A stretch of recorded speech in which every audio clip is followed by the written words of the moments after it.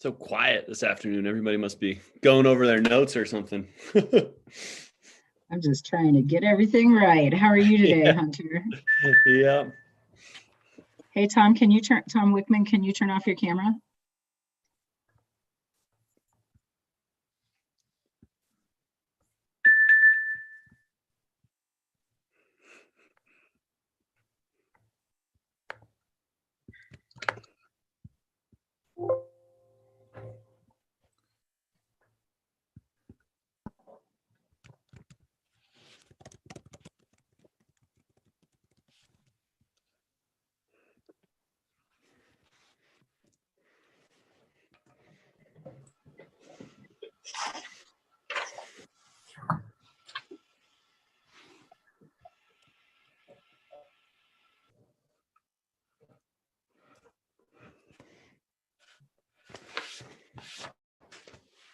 Hey, Matt, can you turn off your camera until Diane introduces you? Thank you.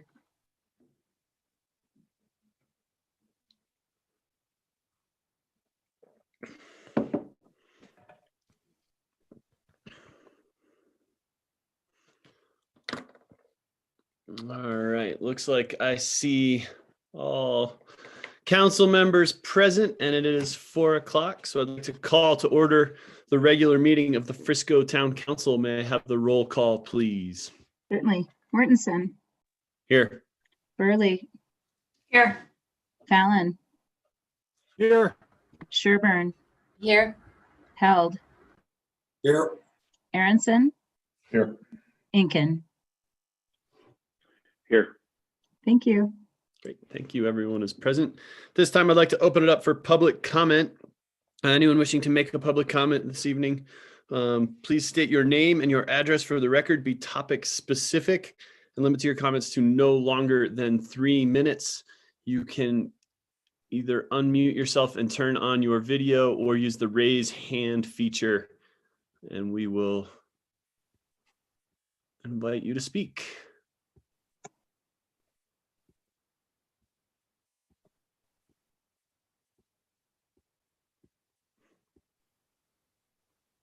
Just scrolling through to see if anybody's. Okay, I do not believe I see anyone who wishing to make a public comment at this time. So I'll close public comment and open up for mayor and council comments. Anyone on council have anything you'd like to share? Jesse, please go ahead. Thanks. I just wanted to offer a little context on removing the grants from tonight's agenda. We just felt like tonight's agenda was going to be pretty long and that we can save our discretionary funding and grants discussion for another night. So Rick and I are on that subcommittee and we are going through those as we speak. And there's a lot of really good and worthy causes out there. So we will be bringing back our recommendations at a future meeting. Excellent. Thank you guys for working on that. I appreciate the update. And yeah. Any other comments this afternoon? Rick, please. Hi, gang, and everyone in attendance. I just wanted to mention a few things over the last few weeks. I've spoke to a few folks around town, and I wanted to say thanks to Bonnie and her team for once again getting us through the budget. Bonnie's work has been going on for years, which has helped me understand a budgeting process better over the years. And then in addition to Bonnie, I'm just going to hit a bunch of departments, gang. Don and his team for moving as much as they can onto the online format for our buildings department. I know we're getting there. And Jeff, I hope you get well soon. Public Works, you guys have been working a bunch. Thank you for that. And then to Vanessa, thanks again for all the work with the Shop Frisco, Stay Frisco, and now transitioning it into the winter time. Working through the healthcare orders and all the work you did towards the promenade success. And Diane and your team, thanks for being nimble and pivoting when we've had to change some directions here and there. But again, thanks for working on getting the tubing hill ready to go. We'll see what the timing on that looks like. And we had a successful summer. And I'm glad to see that we're going to hear more about the marina tonight. But the operations down there again, beyond our wildest dreams for this summer. And again, lastly, just so lowly for keeping us up and coming, trying to unload folks as best we can and keeping benefits up to date. And Tom and his team, we're working through some challenges and know that they have our support. And it's always great to see them out there doing a great job. So again, thanks to the whole team and everyone. I don't believe I missed anyone because I wanted to make sure I acknowledged all the folks I spoke to and the folks on council I spoke to over the last week or so. Thanks again. And thanks for all the information from Nancy as well. That's what I got. Great. Thank you, Rick. I couldn't agree more with the effort across the board staff has put in. It's been truly inspiring, and I know that there's been no let up. So I appreciate all of their time and efforts. Town is the better for it, definitely.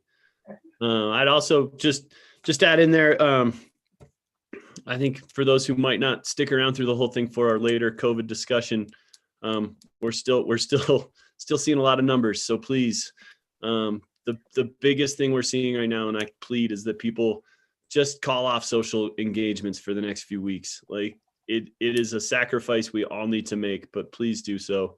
We've got the mask down. We're getting okay about social distancing when we're out in public, but we're letting our guard down in the groups, and we need to get through this. So it won't be fun. It's not easy. I'm doing it. I hope everyone else is doing it, and a little sacrifice by each of us will go a long way. Appreciate that. And that will transition to a more important thing is when we are done with all of the COVID things and whatnot and into regular winter mode, if you have not seen friscodining.com, I highly recommend you hop on there. Amazing website our staff put together with the help of the business meetings to really help drive business towards our local restaurants when they're not at full capacity. So give it a spin, give it a visit. Great resource. I was actually kind of surprised at the true breadth of restaurants and cuisine we have at our availability here in town. It's pretty amazing. So thanks for everyone who did that. Any other council comments? And my screen, everybody keeps jumping around. All right. Seeing no more, I'll open up for any staff updates. Nancy, do we have any staff updates this afternoon? Not that I'm aware of. Thank you. Excellent. Thank you. Then on to the work session. This is agenda item number 1. It's the Frisco Bay Marina operational performance audit. It's a big task out there, and the marina came off one of its the most successful summer ever. And I applaud everyone who put all the work in down there. And it's an amazing part of our town, is only getting better. So I'm looking forward to this report, and I'll turn over to Nancy or Diane. It'll be Diane's going to lead this discussion with our consultants. So I agree, and want to just introduce this, thanking everybody for another great season. Brought in an opportunity for some consultants to come and help us look at ways that we can improve operations. And so with that, I'll turn it over to Diane and Alan. And Diane, whoever's going to be sharing the report or the screen, I can help in any way, just let me know. Thank you, Nancy. Thank you, Mr. Mayor and Town Council. Great to see each of you this evening. I will have everyone who is part of this to please turn on your cameras at this time. So there's Alan, Phil, and John, Tom, and Matt. So we can start to see all your smiling faces. There we go. Look at that. The screen just lights up. It's wonderful. Thanks to everyone who has been a part of this process. Thank you to Council for all your support in making this happen. As you've known, as you've seen, the marina has grown significantly over the last couple of years. As a result of the Big Dig, as a result of phase 1 improvements, we have seen quite the volume of individuals coming to the marina. So the timing on this has worked out exceptionally well to bring in a team of marina experts, marina real estate experts in the field to really look at our marina and help us become more efficient, more effective, and to effectively plan for the future. So with that, I will turn it over first. I don't know if Alan, you'd like to introduce John and Phil, or we can flip that and John, you introduce everyone, but I will turn it over to our experts on the line. I'm going to let, so good afternoon, everyone. It's a pleasure being here and participate to the council meeting. would like to introduce John Madison, who's the president of Founders 3 and F Marina. So John, if you wanna go ahead and introduce yourself and start the discussion. Hi, everyone. I'm John Matheson, president of F3 Marina. I want to thank the town for the opportunity to work with you. We really enjoyed our time there, our stay. Very good hosts and visiting with the marina. We see a lot of marinas, and I will tell you that the Frisco Bay Marina is a little bit unique in a number of ways, and I mean that in a complimentary sense. It was well designed. And you're somewhat a victim of your own success with that marina. You have a lot of nice amenities out there. It's complex for sure, and that's part of the reason that I believe we were brought in to conduct an audit, which includes an audit of the operations, the procedures, financials, and the site and physical amenities as well. And so we did that. Alan Judica, who you see on the screen here, as well as Phil Cook, did the heavy lifting there. I was out there for a number of days as well, and certainly enjoyed my stay and learned a lot by it.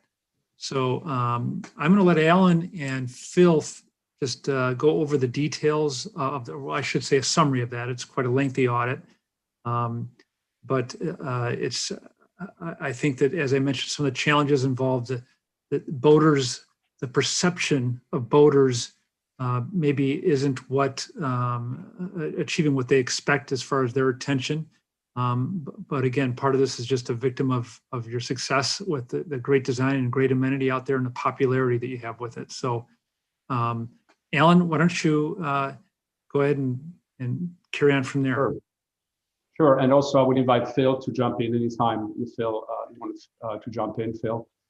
First of all, again, I want to thank you everyone for their hospitality. Both Phil, myself, and John had a fantastic time. We wanted to stay there. We didn't want to come back. Actually, we really loved it.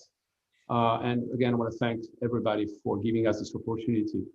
I also want to thank the marina staff at Frisco Bay for their assistance and cooperation. I mean, they were really transparent, welcoming, and really looking forward to share their experience, challenges, and opportunities. So it made our job really, really much easier by being able to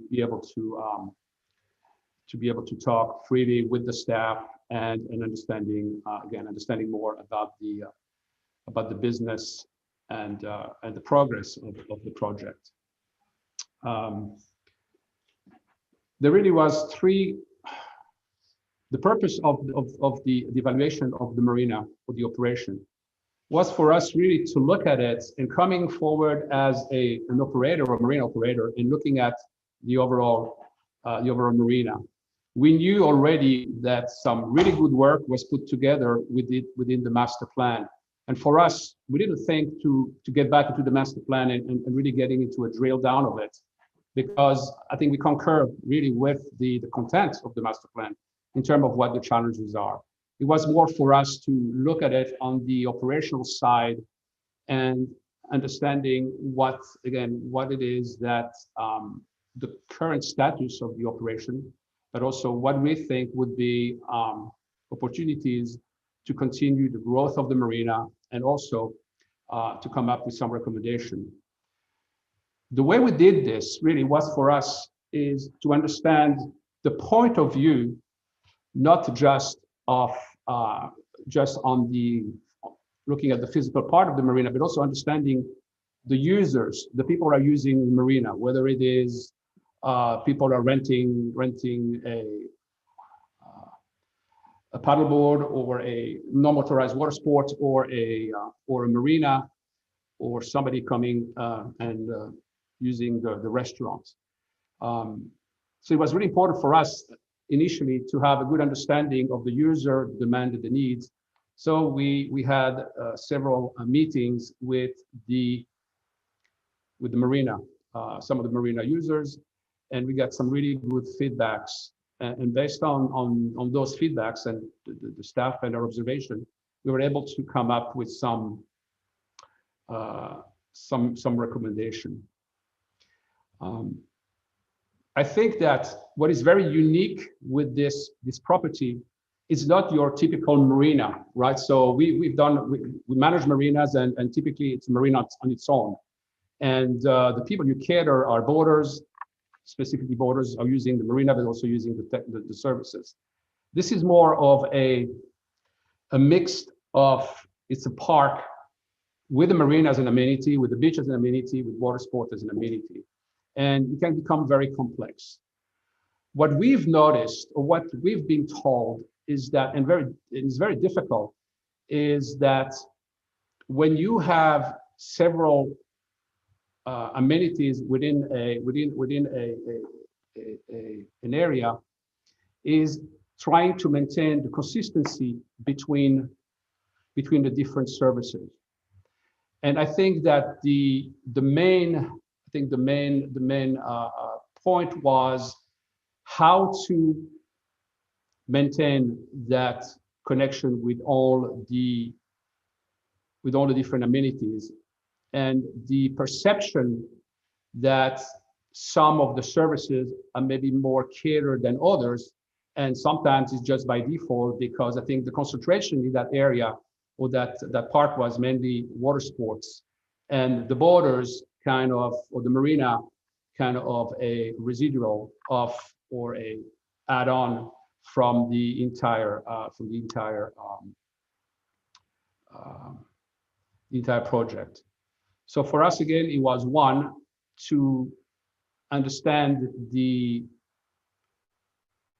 feedback from the user, from the marina, and also looking at how we could help, or what we think could be an advantage to revisit the operation and the processes for the marina.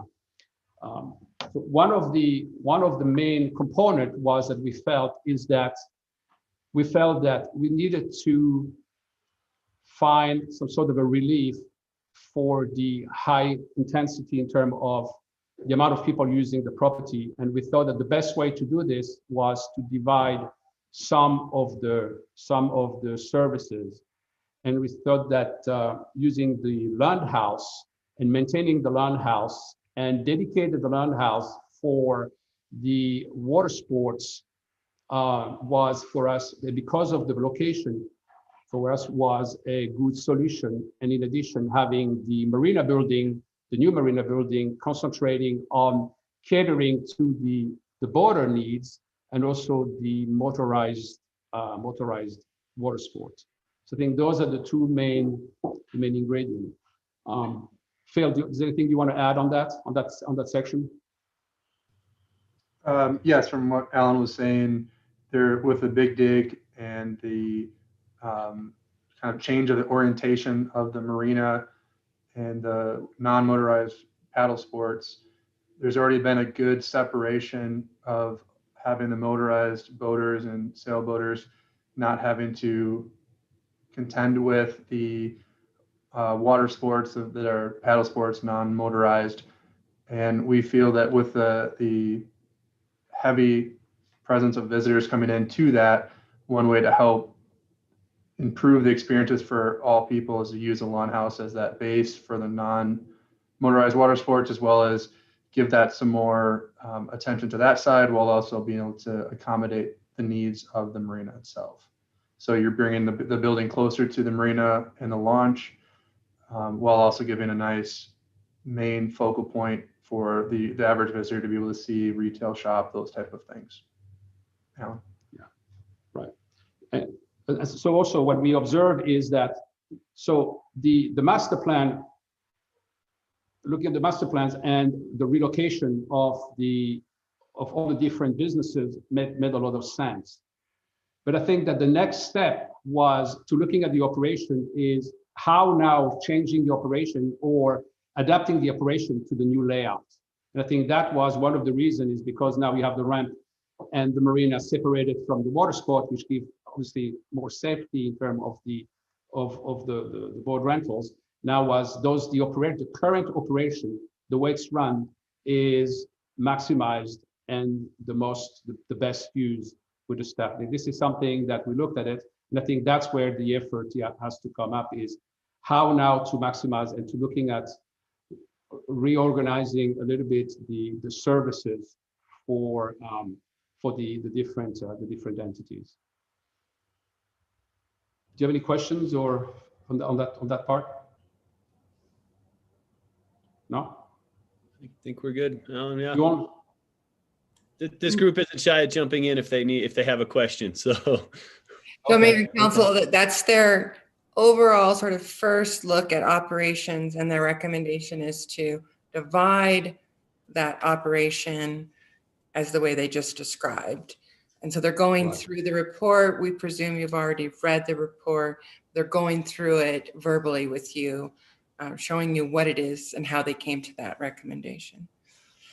So if you're looking right, so if you're looking at the executive summary, I think if you read the report, I think he encapsulated quite well the main point of how to look at the operation and what can be done in terms of maximizing the service and the operation of the marina. One big piece of it was also, and thank you to Matt Stay, the architect, is really to look at the new proposed building and looking how, again, to make that building more versatile and adapting the building to the need of mainly for the boarders and the staff, because one of the requests from the boarders was, again, in terms of, and we talk about, giving an example, the bathrooms. We know that the bathrooms was an issue. It's well presented into the master plan, but again, one of the main issue was how we can adapt to be able to provide the requirement for the board owners. And what we decide, again, with the Lund, looking at the Lund building, is to add on the back of the building an additional bathroom. Those bathrooms will be dedicated for public bathrooms, and then in the new building, including or incorporated some bathrooms that would be available 24/7 to the boarders and also to the staff. And in addition to this, and I will let Matt maybe go over the kind of more detail and making that building a little bit more versatile, so that we can also have a common room that could be used for special event. Matt, do you want to go over it?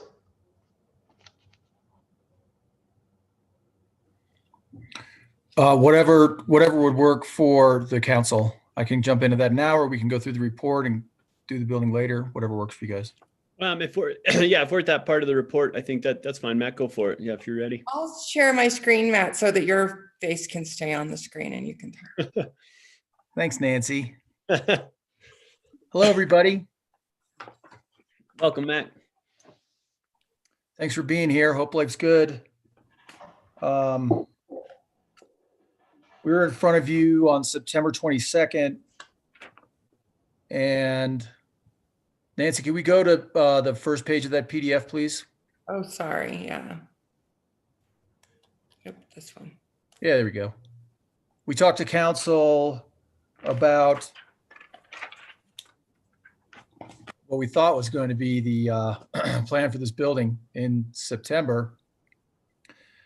I won't bore you with the details, but you might remember a couple of years ago, we had a much bigger building. We've made it smaller, more cost effective, only the essentials, retail on the east, retail on the west, staff area on the east, service functions in the middle.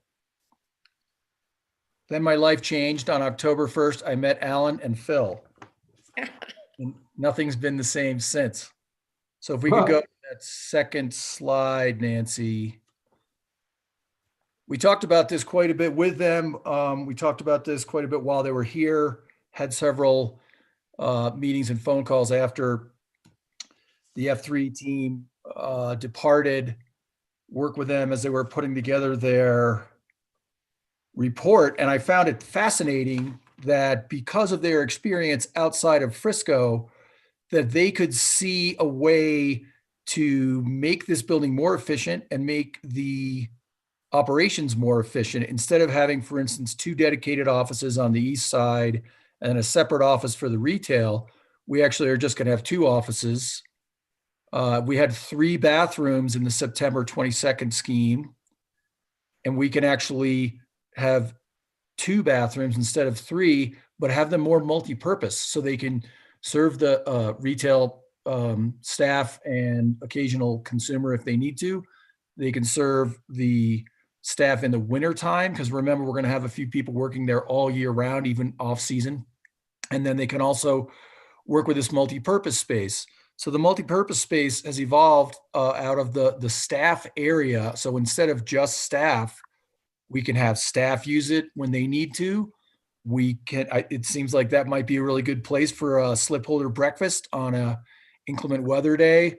You could have the rowing club meet there. You could have, we don't really know what that's going to grow into, but instead of dedicated staff area, and correct me if I'm going off track here, Alan or Phil, but I mean, basically these guys told me that there wasn't, most of the marinas don't have a dedicated staff area. Staff uses the same bathrooms during the day that the slip holders use over the weekend, that sort of thing. So we've tried to be true to the spirit of the potential expansion of the building, but not so much on the multi-purpose side. We're going to ask you a question this evening about, how big you want the multi-purpose, but I feel very happy that the building has evolved into a building that has more flexibility for the town. It's got 1 less bath, 1 less office, and yet I think it's going to be much more functional for those marina users as a subset of the park users in coming years. Let me know if you want more detail, otherwise I'll turn it back over to Alan. Anyway, Right, so Matt. Yeah. Around that at this point. I have a question for Matt. And Matt, Melissa, go ahead. I think the multi-purpose room is great, but how would you handle the storage lockers and things like that also serve a purpose for staff? Alan has an answer to that. yeah, so very good question. So I think, and that comes back to the Lounge House. So currently the Lounge House is utilized for all the marinas operations.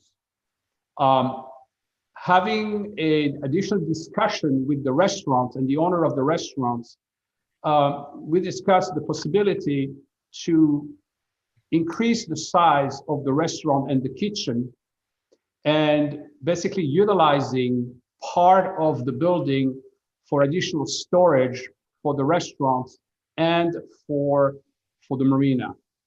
Because we're planning of splitting the 2 operations, so the non-motorized activity and the motorized and the marina on the other side, was again to create some additional space where we would have, for example, the lockers that we had originally in the main building, having those lockers at the lawn building, and also the lockers for the staff working, and then lockers for the staff working on the technical service, on the technical area. So was taking some of those staff amenities, if you will, and move them to the lawn building. So maintaining the lawn building, expanding the restaurants, adding the lockers, operating the non-motorized, and then on the back of the lawn building, where you have those current bathrooms, would be to add 1 or 2 additional bathrooms. Those would become the public bathrooms, and again, because it's very central, right? It's very central, short distance from the water sports, full distance from the beach. Those would be the public bathrooms, and then having in the new building the dedicated bathrooms for the marina tenants and for the staff. So kind of shifting a little bit, because also originally, I understood from Matt, originally the plan was to have 2 floors within the building. I don't remember if I saw the 2 floors. So I think that because you guys reduced the size of the building, it was to take kind of everything into 1 floor. And we felt, again, when we're looking at our marinas, first of all, the operation of the marina, the office of the marina, we like to be close to the front desk of the ship store. So there's there is that closer interaction between the public, the visitors, the public, and the marina staff and the leaders. And then utilizing the best view to be used as a mixed-use facility. So that was kind of the idea. Not taking everything away from the staff, but moving it to the lounge house. Does that match? It's kind of what we discussed, right? Yes, and I read your report last weekend, Alan, and it also mentioned that the service building itself is at or past the end of its service life. So one other thing we talked about was everybody that comes to work at the marina accesses it by walking by the service building, by walking by the Lund House. Why are we going to put all those lockers, further down towards the docks? Can they go somewhere else? And can we make this building more multi-purpose? So there's flexibility for the town to either have a locker function at Lund House, bathrooms, and Island Grill, which would be the next step, presumably in the completion of the master plan, or potentially look at something at the service area. Hey, Melissa, was that what you were looking for? Okay, great. Yep, Appreciate thank you. it. I had a similar question, so thank you. Rick. So thanks you guys. I mean, Matt, as we keep evolving this, it gets cooler and cooler. So thank you. And thank you for the consultants for coming in. But as we talk about the Lund House, it was my understanding of the rendition prior to this one is that the Lund House was going to become expansion of the Island Grill, but more not behind the house, but also front of the house. Where did that go? Or did that, after research with the proprietors of the restaurant, it was decided that that space wasn't needed inside anymore for dining? So my question is, where did that indoor dining go, or that extra seating? Well, that was adjusted based on further discussions with the restaurant concessionaire, who I think made a lot of, what would you call it, heroic decisions that, they didn't need. They wanted to know, here's what we absolutely need. I mean, yeah, we'd like to have some more seating inside. That would be great. But if the marina needs other things, and we're not quite at that point of the process yet, but we drilled down with Bobby and Doug and everybody there that, what they really need is back of house space. And if they can add to the back of house space and take half the Lund House, and the other half of the Lund House, basically right where that counter is, where you walk in now, could still be the counter, but it's just for non-motorized. And they could still do their little tent thing outside like they did this year with the COVID. I mean, think about that. They've been running the whole operation out of the Lund House for so long, but it might work really well with that just for the non-motorized component. Thank you. I totally get that. Just wanted to address that since it wasn't in the report anywhere, to my knowledge. So thanks. Right. And again, on the operational side, one of the message that we received from everyone is that because we're talking about 70,000 people for the season coming and using water sport, they have this bottleneck effect. So again, if we're looking at the marina in particular, when you have people coming into the building, watching the video, answering the phone, taking a reservation, you have the people at the marina who were kind of, hey, they have to wait and then getting their turn. So that's why I think that the bottleneck effect, improving by separating the two and providing the same type of service and the same level of services, I think will definitely enhance the experiences. The other piece of it is that we're looking at how you're going to increase the business, right? How can you make it more efficient so that somebody comes in, checks in, get the paddleboard, goes out, right? So I think it has to do at the front of the house, and also then it goes back into the water. How do we get the people, out on the water? So I think that by having this separation, that's going to give us opportunity as well to get the people on the water quicker. They don't have to wait. Greater experience. And therefore, I think that would be for us. I think for us, this was the main. I think the main feedback that we received from the voters is that bottleneck effect, right? And how to alleviate that. Rick, One other piece of the restaurant, talking to the owners, is they were visiting, maybe extending the roof on the top somehow, because people like to be on the top, and maybe extending that deck as well on the second floor. Thank you for that. And Alan, I wondered if you could share with the council also some of your perspective about your facility observation. What do you want to be when you grow up? Kind of thought process.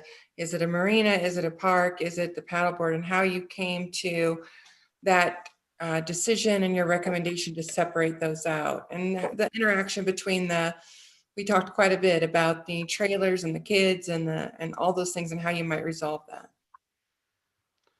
Yeah, I think by default, it's almost automatic. I mean, what do you want to be to grow up? You can't be everything, but I think that by default, you already have kind of created a path with, you know, investing in the marina, investing in the ramp, the beach, and so I think what I see is developing a waterfront, which is an extension of the town, and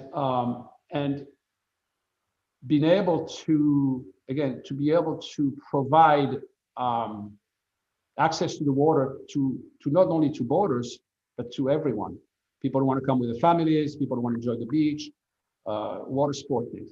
I think we in the industry, we always think about, you know, what's going to be the future of marinas, because again, your product is a very separate product. And I think you guys have the solution, because if you're looking at the user, they're from all ages, right? They're young, they're family, they are older. And I think this is something that we're looking more and more into, again, waterfront development, is how do you bring people, families in the water, being fully part of the town, the extension of the town. And so I think that those three components, I think the water sports, the marina, and the access to the water, I think this is really your DNA. This is who you are, right? I don't know if that answers your question, Nancy. Yeah, I just wanted you to share with council that observation you had about the revenue and wanting to protect the revenue, and also fixing the interaction between the staff. Also, you know, for council, they've met with slip holders. They spent days meeting with every Right. slip holder. They had not only met with staff, and I'm not sure if Diane, you want to weigh in at all about other things you want to specifically have them pull out of the report. Andy, I'll let Andy Aronson go ahead while Diane's prepping. Alan, first off, it was an enjoyable report to read, meaning it was well done, obviously thorough.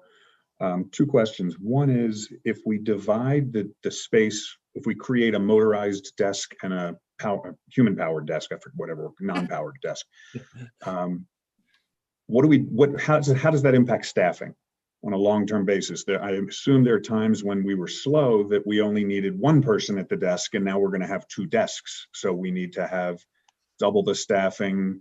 Just if you can address sort of what separating our desks creates as far as a staffing issue. And then the other question, and maybe it was outside the scope of your engagement, but we have that big, I dare say call it a lawn, but it's a big open space right in front of the docks. And just would be interested in your thoughts on a short-term and possibly a long-term basis of what we should do with that space until we come up with a better idea, or what that better idea might be. Yeah. So in regard, and Phil, you can jump on this. In regard to the staff, I mean, I think you have, right now they have 51, and I think it's about 51 staff during the season. But I think for us is not, I think that the advantage of the way we approaching is, again, is how do you make it efficient, right? So I think that, again, with if you're looking at right now, if you're looking at the water sports, for example, you already have staff on the docks who are catering to the motorized boats.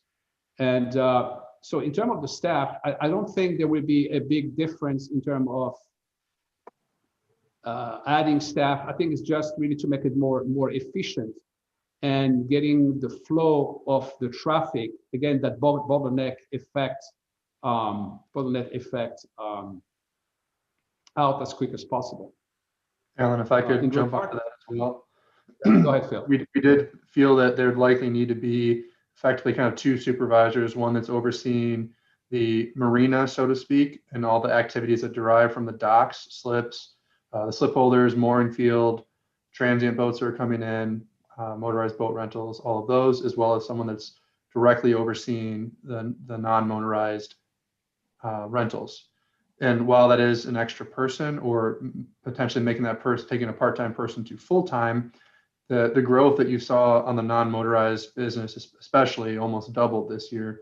And we feel that running that effectively, even if it's an extra staff person or additional staff to help that business continue to grow, is a worthwhile investment for the town, so that you're not hindering the growth that you have. With all the stuff that we've been working toward in this report for recommendations is predicated on taking care of what you currently have, as well as being able to grow the business further and keep the marina a self-sustainable asset and amenity for the town and the citizens and visitors.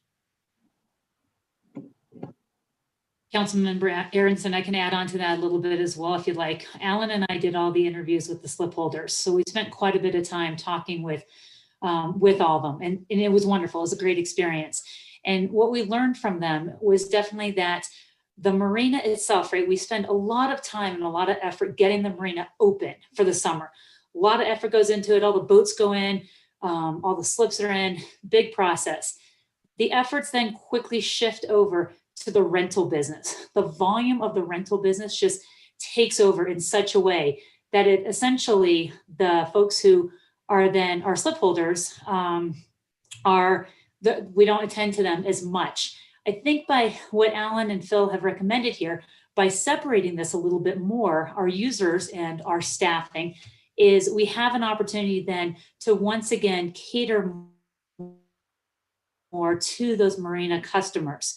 So the services are closer to where the slips are. The ship store that Alan keeps referring to is right there. The restrooms are right there as well. And so in terms of what that looks like, yes, it could potentially be one staff member that is dedicated more towards the marina itself. Not necessarily right now we have one staff member who splits time between the adventure park and the marina. That person may come down to being at the marina year round and being more focused on those marina customers. So I don't know if that helps at all, but there's a little bit of a shift of things to make it more efficient as opposed to less efficient. Alan, do you want to touch base on the lawn area and some of the ideas that we had from master plan, as well as work with Matt on that as well? Yeah, so again, I think, again, looking with, I think there was several proposal for the in front of the marina. Personally, I think that this is the nicest piece of property, and when you do this, you want to be careful not to obstruct the area or the view from the back looking on the water. One thing also we notice is with restaurants, it's typically a restaurant by the water. Sometimes, especially I think in that area where you want to enjoy the marina, you want to enjoy the tranquility of the marina, the noise. Having sometimes a restaurant can become very noisy and very loud. I think that having a restaurant be on the back of the, not right on the water, I think to me it's an advantage. They were talking about having maybe some sort of a park and utilizing this for events, for special events, using this for maybe having in the future a small arena for concerts and things like that. So I think that's where I see that area being developed in the front of the marina. Great, Thank you. I saw Jesse and then Dan. When Jesse's after Jesse, I'll come to you. Thanks. I was wondering if you could elaborate a little bit more on your recommendations for the parking and the specifically trailer parking and boat storage, and how we can better utilize that process. Yeah, Phil, you want to touch on that? Sure. So obviously that's certainly one of the larger challenges. We worked some with Matt on some, I know there's a traffic study, I think that's out there as well. But we did talk about from Alan's experience where he was driving in the marina and having a child chasing after a dog right in front of him. You have boats that are coming in and out. There's a lot of different activities that are happening all this on the same roadways that can be a challenge. So trying to figure out as the master plan continues to develop and the continual phasing happens, figuring out the best ways to ensure that pedestrian traffic is safe coming through. Tom and his team did some good jobs of trying to get customers out of the parking lots and coming through. However, it's also going through the bike path, which can be challenging as well. So it's one of those things that as this moves along and there's areas available, for instance, there was talk about moving that park that's currently there to the lawn by the Lund House and the beach in a later phase. As land becomes available, it would be worthwhile to consider adding additional parking, stalled parking, as well as we know there are some restrictions. It's on the B2 lot that's being leased, not owned by the town of Frisco, and trying to figure out either how to make that a longer term lease or find other alternatives to get longer term winter storage or things of that nature. Even the onslaught of having large customers coming in and possibly using, there are some ideas that float around of working with the school across the bay that could use it for parking and rent that areas for busy weekends and shuttle people back and forth. There's a lot of different options from what we were working on. We were identifying what it was, but we weren't doing the individual traffic study for that. But it's certainly something that needs to be continually thought through as you move forward, because as this business continues to grow, parking is obviously a big portion of that as well. Alan, do you have anything to add to that? No, and I think the parking, and there was there was some, I know they're working with a consultant in terms of looking at the flow of the traffic, but I think it's for me was one of the biggest concern. And as Phil mentioned, one or two times I was driving out the parking, there was a dog without a leash running, the kid running after the dog, and so that's you have this, and then you have also the movement of commercial, you have your vehicles, you have your heavy equipment, and so it's something that it needs a lot of attention. Unfortunately, within the area there is not much space for parking, so I think that looking at outside the park, whether it is providing transportation during heavy weekends and things like that, but the parking is something that is important. And also looking at how to separate the boat, where the ramp is, that road C, and having this utilizing only for transportation, but not for general public. So that's one of the challenges, because I think that's where there's the highest risk is, again, a lot of families, a lot of kids running around, and having all these things moving around. With all the marinas, again, the marina, the working area, technical service is always separated from the general public. Something else, we went to Dillon, to the marina in Dillon, and Tom took some time to take us there, and we had a really great visit. And it's a different thing, right? You have a marina, and it's just a marina. The park is above, it's on the bluff, and you have a marina. So it's different. You have people going specifically who are boaters, and you keep it here again. It's a multi-purpose facility where you have the marina, you have the park, and it's having in more and more people. And I think that's one of the biggest challenges. Is it's going to be a time where kind of is going to say, this is it. We reach the maximum usage of that space. So, yeah. And council members, they discussed with us also, there's multimodal transportation options and ideas.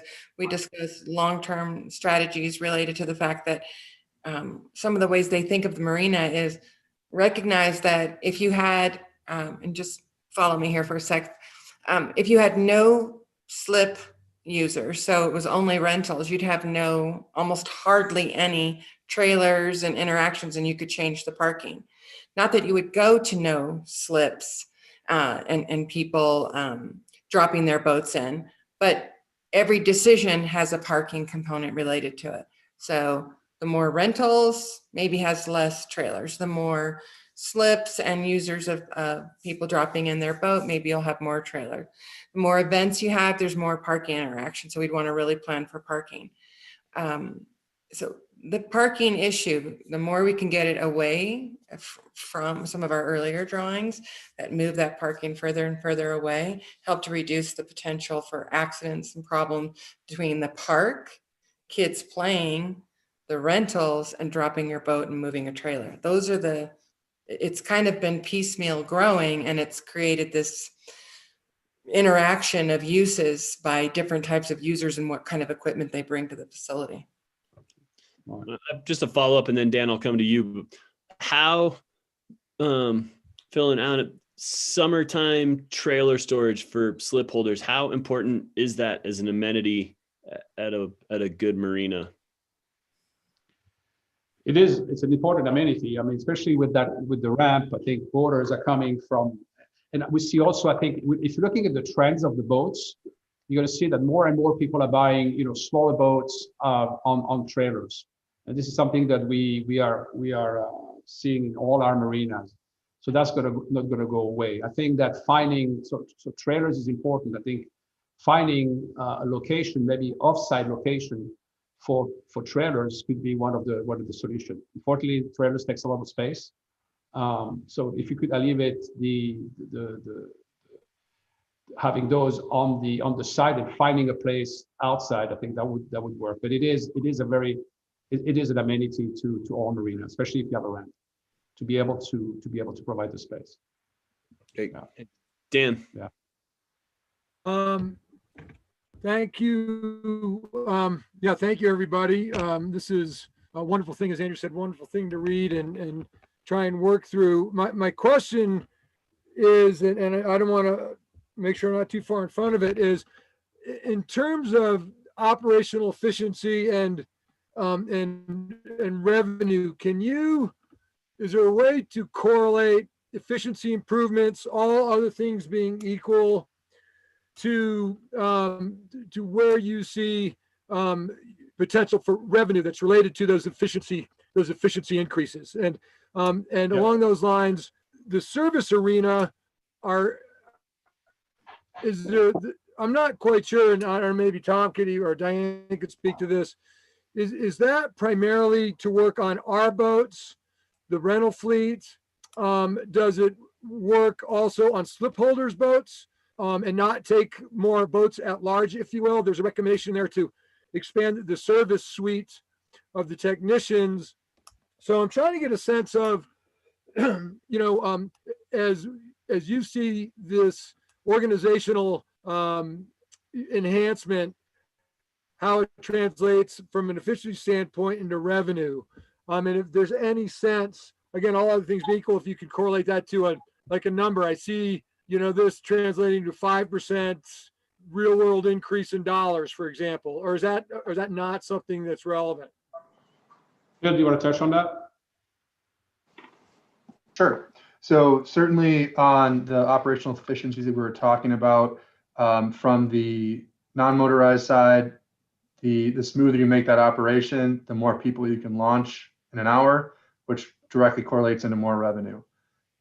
We noticed that all these rental boats, especially the non-motorized, are paying for themselves very quickly, and there's good revenue there being made off of those and being able to sell them. So one of the things we talked about as well, I'll briefly touch on, is continue to expand the floating docks that are housing some of the canoes and kayaks, as well as adding additional launches for those. So the idea is to try to get your customers in as quickly and efficiently as you can, and therefore your revenue can increase. I can't give you a percentage increase off the top of my head, but if you're talking that we're able to get more vessels out per hour.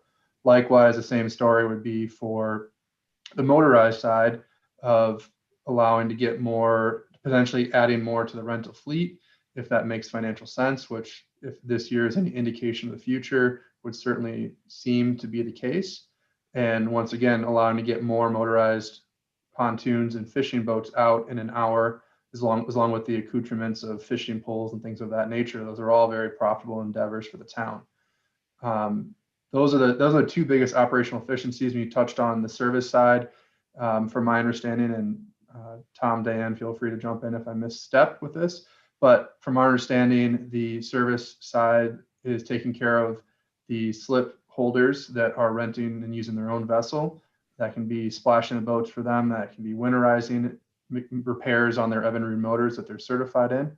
It's taking care of the rental fleets, and occasionally can take care of customers that are coming from outside of the marina as well. So you kind of have every aspect of the business is being touched by the service side, as well as the occasional help of the operation side if for whatever reason they're slow. One of the recommendations we talked about is, I think many of you know that Evinrude is no longer operating as a business. So the next step is trying to decide which side they need to go on as far as a motor that they would be trained and certified in, such as a Mercury or Yamaha, that would allow them to continue to service vessels in the future. Certainly there's a lot of Evinrude still on the lake, so it's not really an immediate issue, but something to consider. Especially as they get additional training, which from our conversations with staff, they were all interested in furthering their careers. So it's an area where as the space is available and their time is available, that they are able to then produce more work orders effectively and then improve revenue of the service side as well. Does that answer your question? Just mentioned the work orders that they're discussing with the staff there is again how to maximize the system so we can get more concentrated on servicing the boats, getting more business, and then spending time reconciliating documentation. So that's another piece. I think also, Phil, is that when we looked at the site itself, I think we find some in terms of when you walk around the site, and especially with the service area is, I think there's some opportunity there to kind of reorganize, cleaning up a little bit. I think we noticed there was a lot of older inventory there. So I think there's an opportunity to look at the space, clean it up a little bit, organize it to create, to create an additional space as well. Right. That cover your questions, Dan? Yeah, part of this is kind of building the picture to a large degree of, an assessment of profitability. I mean, it's an enterprise fund. It's run as a business. We have people we're beholden to. We're bondholders. The town's people as shareholders, have expect not just a high experiential experience, an experience out there that's superior in terms of their interaction with that natural environment and the recreation. But at the end of the day, if we're looking ahead at bathrooms and some I would call them lower level improvements, they're not certainly cheap. I wanted to see if you guys had a sense in terms of revenue generation and profitability. Is it in line? How does it look? We understand that it can certainly be more efficient. Recommendations for, and maybe it's, it's kind of implicit. Yeah, it's efficient. You can get more people, get more boats, So just kind of a sense of, next level on revenue or any other areas that we would see in the report that relate to revenue efficiency, or is it, is it good? I'm just kind of curious. I don't know anything about it. My expectations are very limited. So just curious if you have a. Alan, do we take this, or do you want to address it? Yeah. Go ahead. So speaking of revenue opportunities, obviously the Frisco Bay Marina has a unique place in the marketplace. There's 2 marinas on the whole lake. So in that respect, between the 2 marinas, you have a monopoly on the activities that happen there. So as far as growing revenues and being able to continue to pay for the bonds that were just issued, it certainly seems that you're on pace. There are some items that we mentioned in the report that could allow for some immediate improvements in revenue. Some of the things that we've seen is in our experience, we see boats are normally charged by the length overall of the vessel. Our understanding is it's currently done by the by the length of the vessel or the length of the slip, whatever is greater. So that there are some scenarios where boats are being charged by the registered length. So you potentially could have as much as staff does their best to get the biggest boat and the biggest slip it fits in. There are times where you could have a smaller vessel and you're giving up footage that you could be charging to that customer. Likewise, there's certainly, from the demand that's there, I think it's reasonable to expect that if you needed to increase rates for any of those, for the marina itself, the motorized rentals, non-motorized rentals, those would all be fair game to consider and move forward with. It sounds like right now we're still under Dillon's rates. So once again, you have effectively a newer marina, especially as these newer amenities come in. And that's kind of where having some of those ancillary or lower level, as you mentioned, buildings can become a benefit. It's when people are choosing where they want to go and recreate, it's important that they get all of the aspects they need to make it as enjoyable as possible. And then they're able to pay the premium because of that. When we were talking about this, we're certainly looking at and understanding it's an enterprise fund. We want it to be self-sustainable and have that additional growth so that as these new buildings are going on, there's a potential that you could reserve some funds and have net operating profits go toward new improvements to the marina. And we certainly think that's a good way to keep things moving forward, but it also shows a commitment by the town of Frisco to reinvest back into the marina so that while this is the first time bonding, you can have it ready for the next time and keep this enterprise fund going for the long term. Andy Held was trying to jump in, and then we'll see if we can kind of wrap for some direction and keep moving on. Andy? Yeah, thank you, Mr. Mayor.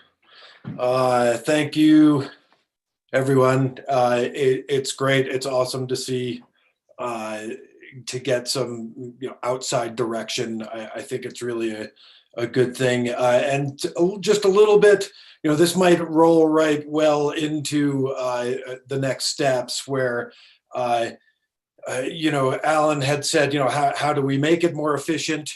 We make it more efficient by creating the process, which we don't necessarily have at the moment.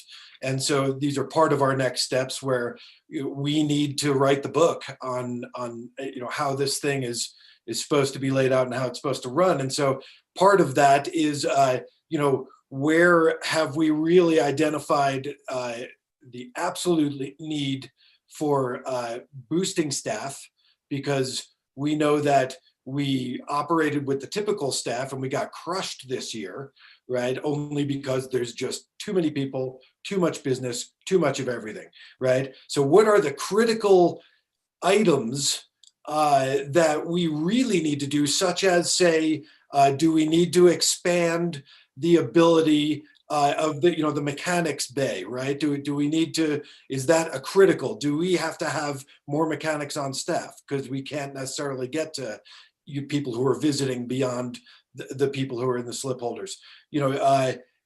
We need to create this process of separating our staff out into the different areas of focus, be that park or rentals or marina or restaurant, right? And, I'm sorry, Alan? No, I'm sorry. I didn't want to cut you off. I'm sorry, it was a delay. I think you have a very good point. One thing about the processes, again, they are processes. And again, Tom and his team were really, they share that with us. I think what's happening today is what we need to do is sit down and see now with looking at the future, looking at how to increase revenue, looking at looking at the other pieces of the master plan is, are we ready to go and be able to be successful? I think that's what needs to be revised. Is what are we doing to business day to day today? Is it the right solution? Can we do better on all the side, on the financial side, on the operation side, on the guest service side, right, on the efficiency side, on finding other ways to create revenue. So I think that's where we are today. Look, we see a lot of marinas and we see a lot of coming with master plan. You guys are already there. I mean, you really took that master plan and you're active. You're developing that master plan. Where we go to places, you see master plan, they're on the shelf, they don't move. So I think that piece already, I think, is very clear. The question is now, how do you take this and the operation side, working with the staff and making sure now that you have a consistency with all the different services, and what's going to be in the next, how are you going to see yourself in the next 2, 3, 5 years? I think that's where the next step is how you can improve every day, improve the brand. Because again, the marina is a way for people to come into the town. So how do you develop the brand? How are you going to control, make sure when people come on the property, you have a proper traffic, your parking, your traffic, safety, all this. How are you going to, this is, I think that's one of the most important right now is Mayor, how to get. I'd like to do a sort of summarize, and maybe we could wrap this up. And next steps right now is we just got this report, and we Diane gave it to Tom, and Tom and his team are going to look at it and say, great. We've asked Tom for his feedback and what do they think and what are their top priorities. We're going to take this report. We wanted to give it to you and the public has asked, because the slip holders were all involved in this. We want to really send a big thank you to all of them. Even as Tom mentioned to us the other day, we should really have asked all the users. That's probably true. I want to thank Tom. I don't know if he wants to sign in and say something here as well. I think we should give him that opportunity, and then take this under consideration, and we'll come back to you with additional information should that be necessary. But I'd really like to see if Tom would like to jump in. He is the general manager and is going to take all this on. So.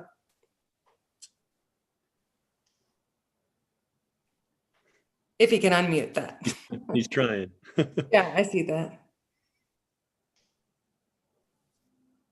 Let me see if I can help. I might be able to try.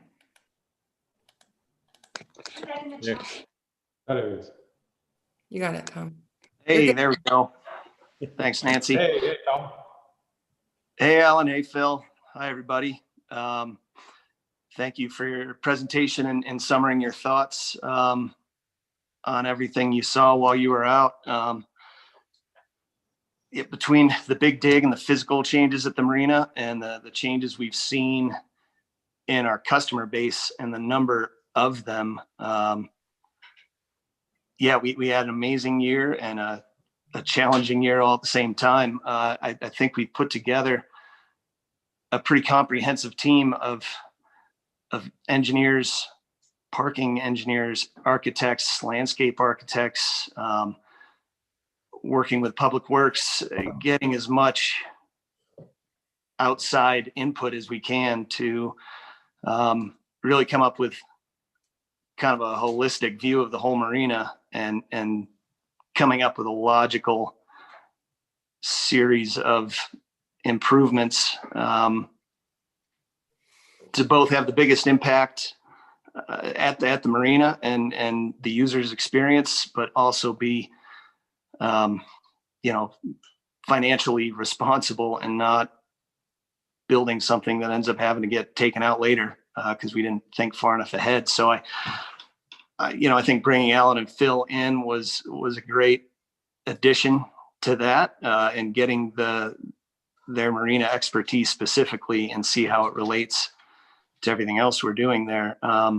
So we do have a lot of work to do this winter, coming up with those immediate next steps of what we're going to try to implement next summer. And then the years down the road, what we're going to continue to add. Thank you, Tom, for all the help you gave the team. And I really want to thank Alan and Phil as well, and Diane and everyone out at the marina have done what I hope the council got out of this report is what an effort it is to get the daily activities over the finish line every day. There's 70,000 people coming into that facility. It's a tough one. And having the expertise of Alan and Phil and the entire team, they have a team behind them as well, to give us information and advice and operational strategies. We look forward to seeing what Tom and his team can take out of this. I would definitely come back to the council. Mayor Mortensen, I know we have a couple questions for you guys to tackle, and primarily the marina, if we could get some specific direction on that. But the report we'd like to take under consideration and get back to you. Yep. So I think to where Andy Held was going, if I think to Council Good supporting kind of Tom and Diane taking the report and some of the guidance from there and working on a plan as to how to prioritize and what the next steps are, and we can revisit that.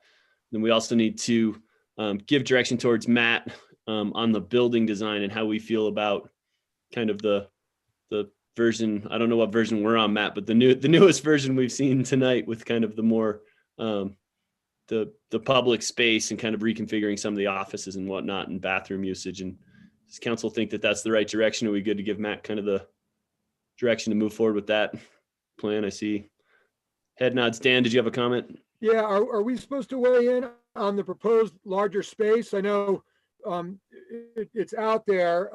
I certainly would support it. It seems like it's better to have it and, not necessarily need it right now, but it provides for more opportunity, more flexibility probably.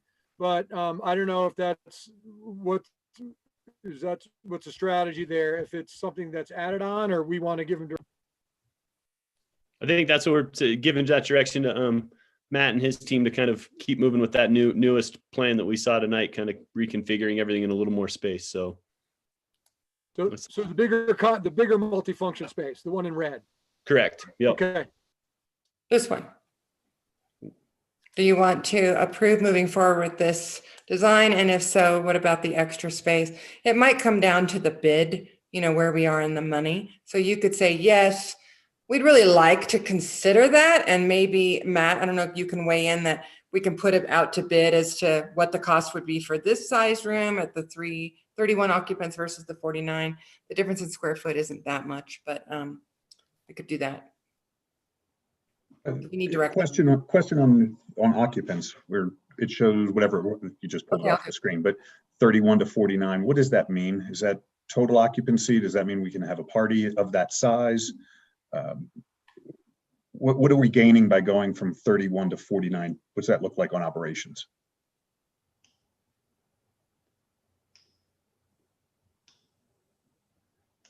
I wasn't on mute, was I?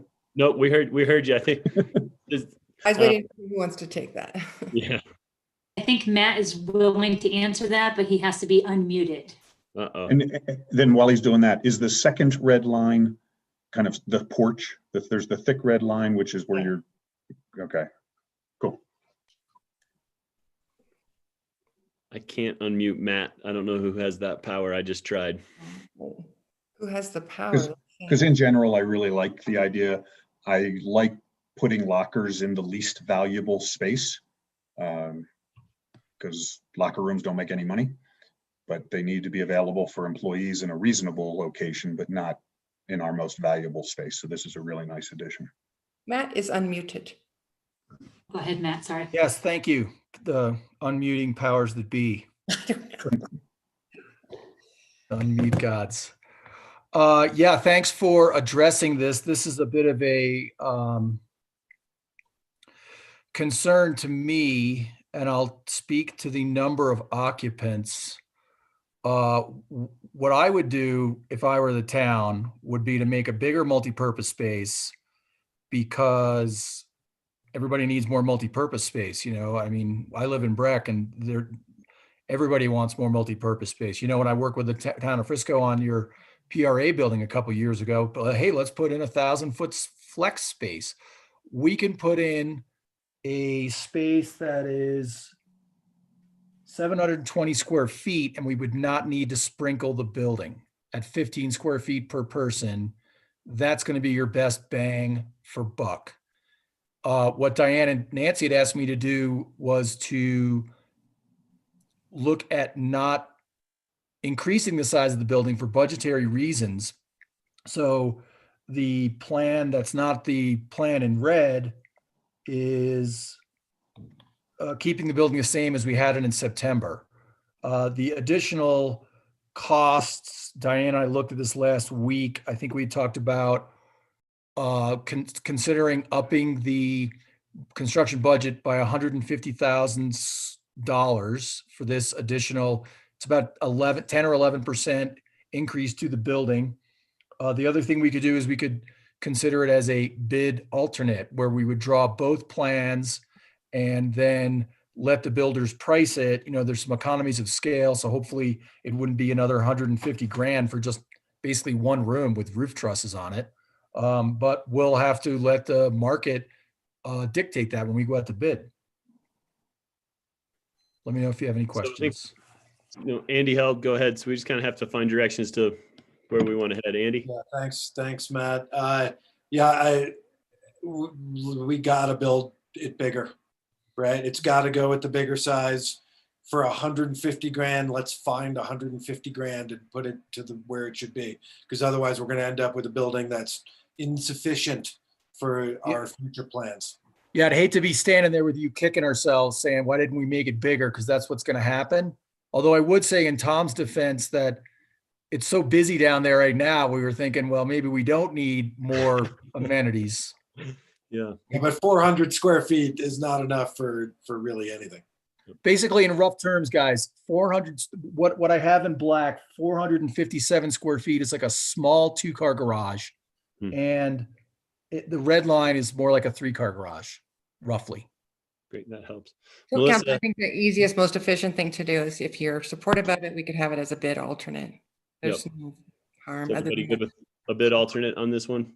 other than the cost of the design. So The head nods, I think, from everyone. So yeah, bid alternate's good. And I think I want to just say thanks to the F3 Marina group for the report and coming and spending time with us, and Tom and your crew for an amazing summer and job well done, and also keeping us moving forward on all of this at the Marina. So it's a point of pride for us. So thank you guys. I really appreciate it. Unless there's anything pressing before to wrap this up, we'll move on to the next item.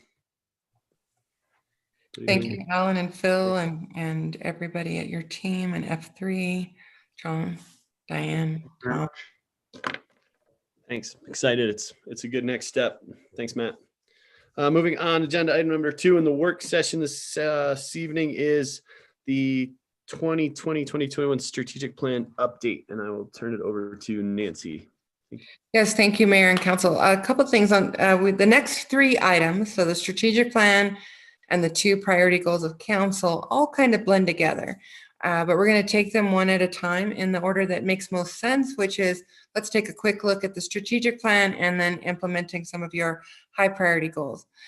I mentioned this to all of you as I've spoken to you over the last week or 2 on this issue, and that is I know we're all Zoom fatigued out. A couple of strategies to help you through this next section because we really want your participation in a conversation.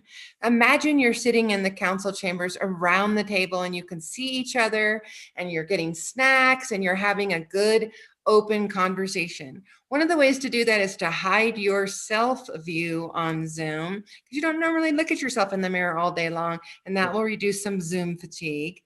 And secondly, know how important this is.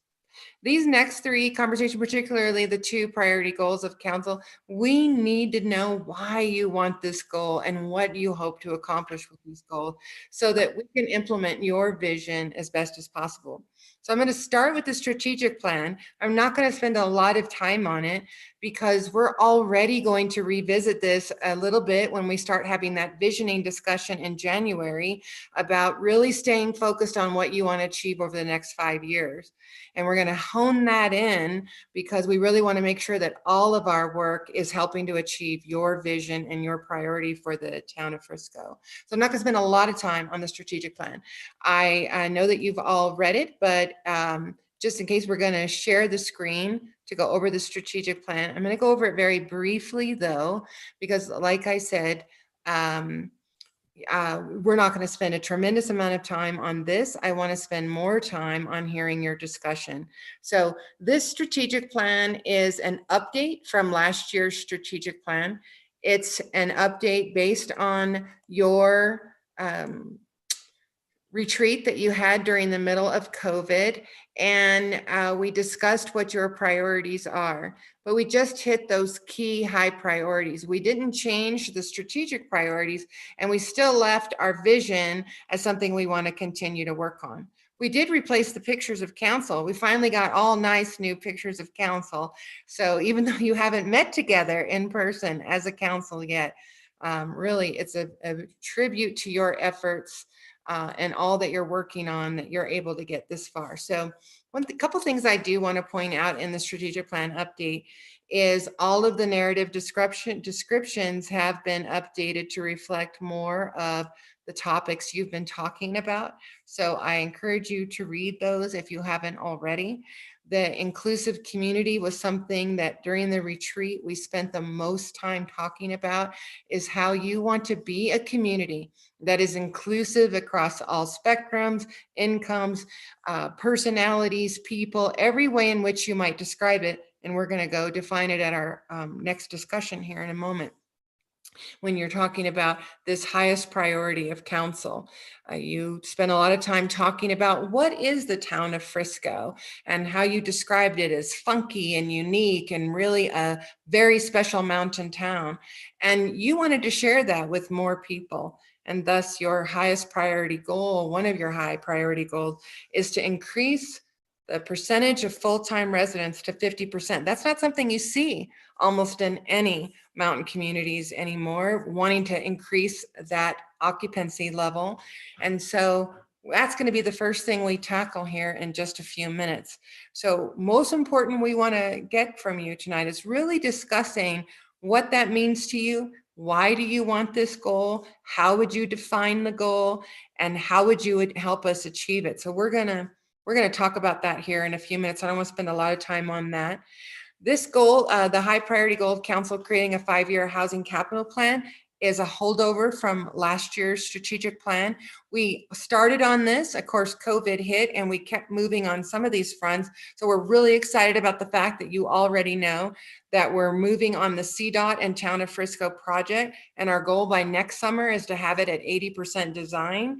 Huge, great benefit we have because we've been able to acquire Eva, and she is leading this project and now heading up our whole housing effort. So really congratulations to her that she's just hitting the ground on this effort. And of course, with Don Reimer and everybody in the planning and CDD department, this we think is going to be moving along quite well. Also on this goal is to initiate a process to develop a project for 3rd and Granite Street. So we're moving on implementing, even though we don't have a 5-year plan done. We're not waiting for the plan. Also on tonight's agenda is discussing your goal of implementing a social equity plan. We didn't discuss this at great length at the retreat, as you know, so we wanted to bring this forward right away. And you'll hear a presentation from Loli shortly about how you want to implement this plan. And of course, this other goal, complete Granite and Galena Streets, complete the complete street plan for Granite and Galena Street. We left a huge strategic priority for the town of Frisco is to have a thriving economy. And our high priority goal here is to develop a Main Street economy. We looked at all different ways of managing Main Street this year in the middle of a pandemic. And as many people are calling it, the pandemic pivot, we pivoted to meet the moment and find a way to help our businesses. So what we really have on the goal here, and you can see the milestones to achieve, is to for sure evaluate our economic recovery needs necessitated by COVID-19. We don't know what recovery is going to look like. We did a lot better this year than we thought. In fact, our end of the year revenues look like they may only be down about 5, no more than 10%, but maybe closer to 5. I heard some projections that might be even less than that. We'll see. But next year, we don't know if we're going to be seeing a slowdown in the economy. We presume so. We want to be able to make sure we're hitting the ground and addressing any economic recovery, but also looking long-term and not just letting COVID drive all the discussion. Complete our GAP project design. Our sustainable environment is a high priority of the council and achieving a net zero goal. So you can see all the priorities here and the milestones and the description. Again, please look this over. We're going to reevaluate it and address it a little more in detail come January. So I'm not spending a lot of time on it. Don't misunderstand my breezing through this as anything other than you're going to be addressing it again. So we want to get this on the agenda, have you have time to think about it, and then we'll reevaluate and continue to evaluate it as we go forward. But our priority goals are net zero and environmental stewardship. You heard a great presentation from Gilly a few months ago. Thank you for having an environmental programs coordinator on staff. We were able to acquire and steal Gilly from Washington, and she's just doing a great job. She already went over this with you quite a bit earlier in the year. Our climate action, continuing that and looking at banning single-use bags. We will have this on the agenda in December for you to discuss. Town of Breckenridge and Dillon just implemented a ban, by the way. Of course, vibrant culture, arts, and recreation. We combined this strategic priority based on the council's discussion. It used to be more arts and recreation. We've combined it to culture because council has authorized and budgeted for public art and public spaces. So I wanted to make sure that we accounted for that. You can see the description and obviously our revenue centers at the Frisco Bay Marina and our Peninsula Recreation Area, 2 key revenue centers of the town, along with Highway 9 and Main Street. So take a look at those priorities, but here we've also included our historic park and our art and public spaces strategies. Quality core services, you can't do anything without a great team. So we continue to look at how do we make sure that we have a great team in place to deliver all these priorities for you. Our infrastructure resiliency project, I just spoke with Jeff recently about when this assessment is going to be done. He believes that we'll have it on the December agenda. This was a high priority of council's. We're continuing that. I want to give just a great thank you to all of the staff for moving on the priority to digitize government services.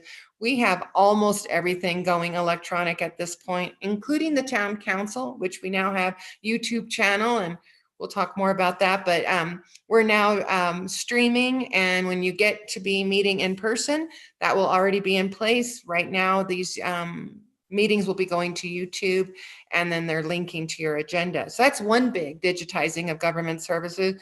We also have, I could start listing them all, but from every department, from CDD to Public Works to Finance, short-term rentals, everything that we're doing is trying to make everything more electronic as possible, smoother. We haven't reached every step yet, but we're getting there. We also want to develop and implement a little bit more in depth of a 5-year financial forecasting model. I don't know that anybody could have forecast where we are with the COVID pandemic and the economic impacts thereof, but long-term general standardization of economic forecasting. The rest of these goals are strengthening our public engagement with town council. We were doing a really great job there, I think, at getting people more and more engaged with town council through our improved communication strategies and our new platform that we're bringing forward. We talked earlier in the year at the time of the budget adoption about bringing forward a plan to improve the police department, and that will be readdressed with you come this spring when we look at the budget again, whether or not we're going to have the funds to improve and redevelop the police department. So again, I don't want to convey any lack of importance by breezing through the strategic plan. Some of that was on the plan left over from last year, other high priorities of council as a result of your retreat. And I want to take questions and then move right into let's get this done. And we're going to start with addressing your highest priorities. Nancy, Andy, go ahead. I thought it was great. I would have a couple ticky-tack thoughts, but one big one, which is we talked a lot about technology, and I don't see that in there as a priority to improve or continue to make adjustments to our cell service and our internet service. Yeah, you're right. And so we'll be glad to add that and we'll put that under our digitizing. Somewhere there. Yep. Good catch, Andrew. Thank you. And in fact, I know Councilmember Sherburne asked me a question the other day about the AT&T update. So we could have Jeff when contract is with THAD. We're waiting for some feedback from THAD on the contract, I believe, or maybe you're working with AT&T, but we're moving. Maybe Go there's ahead. a Thad or Jeff. Okay. Yeah, Dan, go ahead. So Andrew, yeah, thanks. I was and quickly, I was looking at thriving economy and really good, broad goals, and there's some definitely some elements in there that invite that kind of closer circumspection, and but Andrew, thanks for actually bringing that up. I really think the IT, that piece, that connectivity piece really is a thriving economy piece. I don't want that to be kind of wrapped up with the digitizing, which is kind of a communication piece. This is so important, so integral to that, this new economy and the people who are moving here in that post-COVID world who are starting to settle here. They're going to rely on that. So let's keep that up high on the list of in the thriving economy portion. I don't want that to vanish. Thank you. And Brody is my great right hand on this. So I know she's taking notes. You're right, belongs in the economic side of it. And part of our discussion on, as you'll be moving into this next topic, if you want to increase occupancy, we need to find a way to help them all work remotely. So you're right. Yep. Any other feedback specific to the plan? As Nancy said, it was a quick review to set up the next few conversations, and also that we'll be revisiting it, I think, kind of extensively in January with some visioning work. So the only other thing I would say then is, council, it's very important that we spend time on the vision. And as we move into implementing your priorities, knowing why you want to achieve that goal and what you hope achieving that goal accomplishes, what do you want to accomplish and why, will help us as we get to the how. That's our role. Okay, this is how we're going to get it done. And that's what we really want to flesh out as we look at each of these priorities, and in particular, your vision for the future of the community of Frisco, because getting you all in agreement about our vision helps us to not be pulled right, left, and stays focused, and we can achieve more as a result of that. So if there aren't any more questions on that particular plan, thank you for that catch on that, Andrew. Or among staff, if staff wants to weigh in on any of that. They already, what we do is implement those goals and those milestones, and we make sure that they stay on track. I want to really commend what a great team we have, that in spite of COVID, we've been able to continue to move forward on these goals. If there's nothing else, then I think we don't need an adoption of this.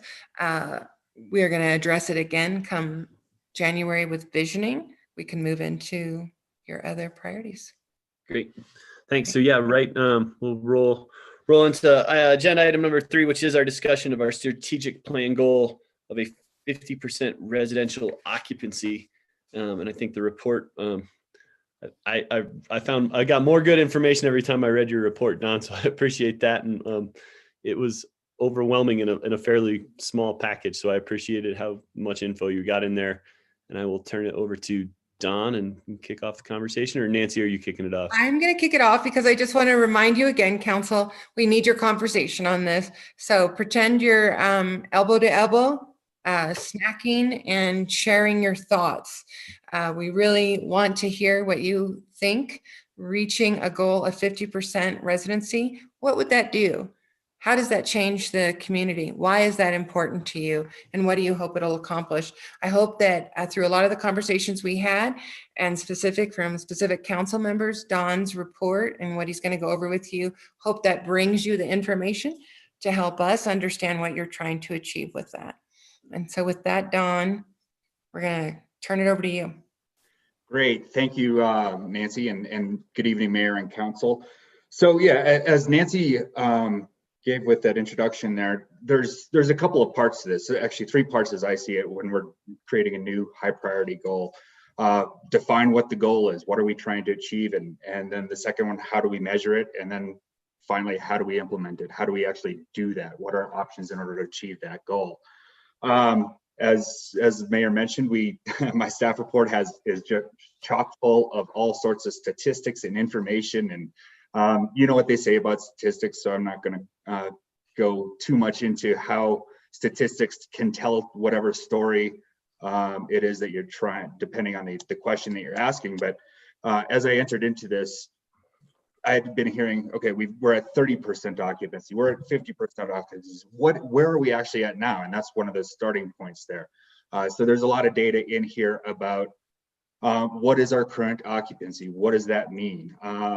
The best statistics that we have, unfortunately, or the most recent real data that we have is from 2010 because we don't have numbers now from the 2020 census. Anything since 2010 is an estimate that's generated based off of the original 2010 census numbers. So just unless we go door to door and knock on every door and see if there's a full-time residence, which is certainly an option that we could do, there's always going to be a challenge on defining who is actually living in the community. That said, I think all of the statistics or the best statistics that I can find is that we're roughly at about 42% full-time residential occupancy in Frisco. That certainly, again, that's based off of 2010 numbers that have been interpolated and adjusted over years using various statistics from the state demographer or the Office of State Demography. So it probably does not accurately reflect some of the things that we've seen anecdotally with Airbnbs and changes to short-term rentals and long-term rentals and that sort of occupancy. We did receive a housing needs assessment update from the Summit Combined Housing Authority. However, they also used that same census data. So we don't really have a great feel of what our starting point is, and we won't until the census, the 2020 census numbers are released, hopefully this spring. That said, I think we do know we're not at 50% of residential occupancy. Some of the things that we should consider too is, what does occupancy mean? Is it right now somebody like my neighbor who has a 6 month or is a resident of Frisco 6 months a year, they have a residence somewhere else, but they leave their house vacant 6 months a year, even though they are counted as a full-time resident. Well, does that have the same positive impact of having a 6 month resident or that's defined as a full-time resident, or is somebody that rents month to month to various people that are not necessarily full-time residents, but they're here and the unit is occupied 12 months a year? So there's a number of different ways that we could look at that and raise the question of what is the goal. So with that, I would like to turn it back and really ask council, what is the goal? What are we trying to achieve with this 50% residency and increasing the current proportion of occupied residents from whatever it is now up towards 50%? And so with that, I'd like to maybe turn it back over to Mayor and Council for a little bit of discussion on that bigger point. Excellent. Thank you, Don. I appreciate that. And I would love to try something new and just have all of council unmute and just kind of talk as they want, so I don't have to call on folks. We can attempt some semblance of being all together.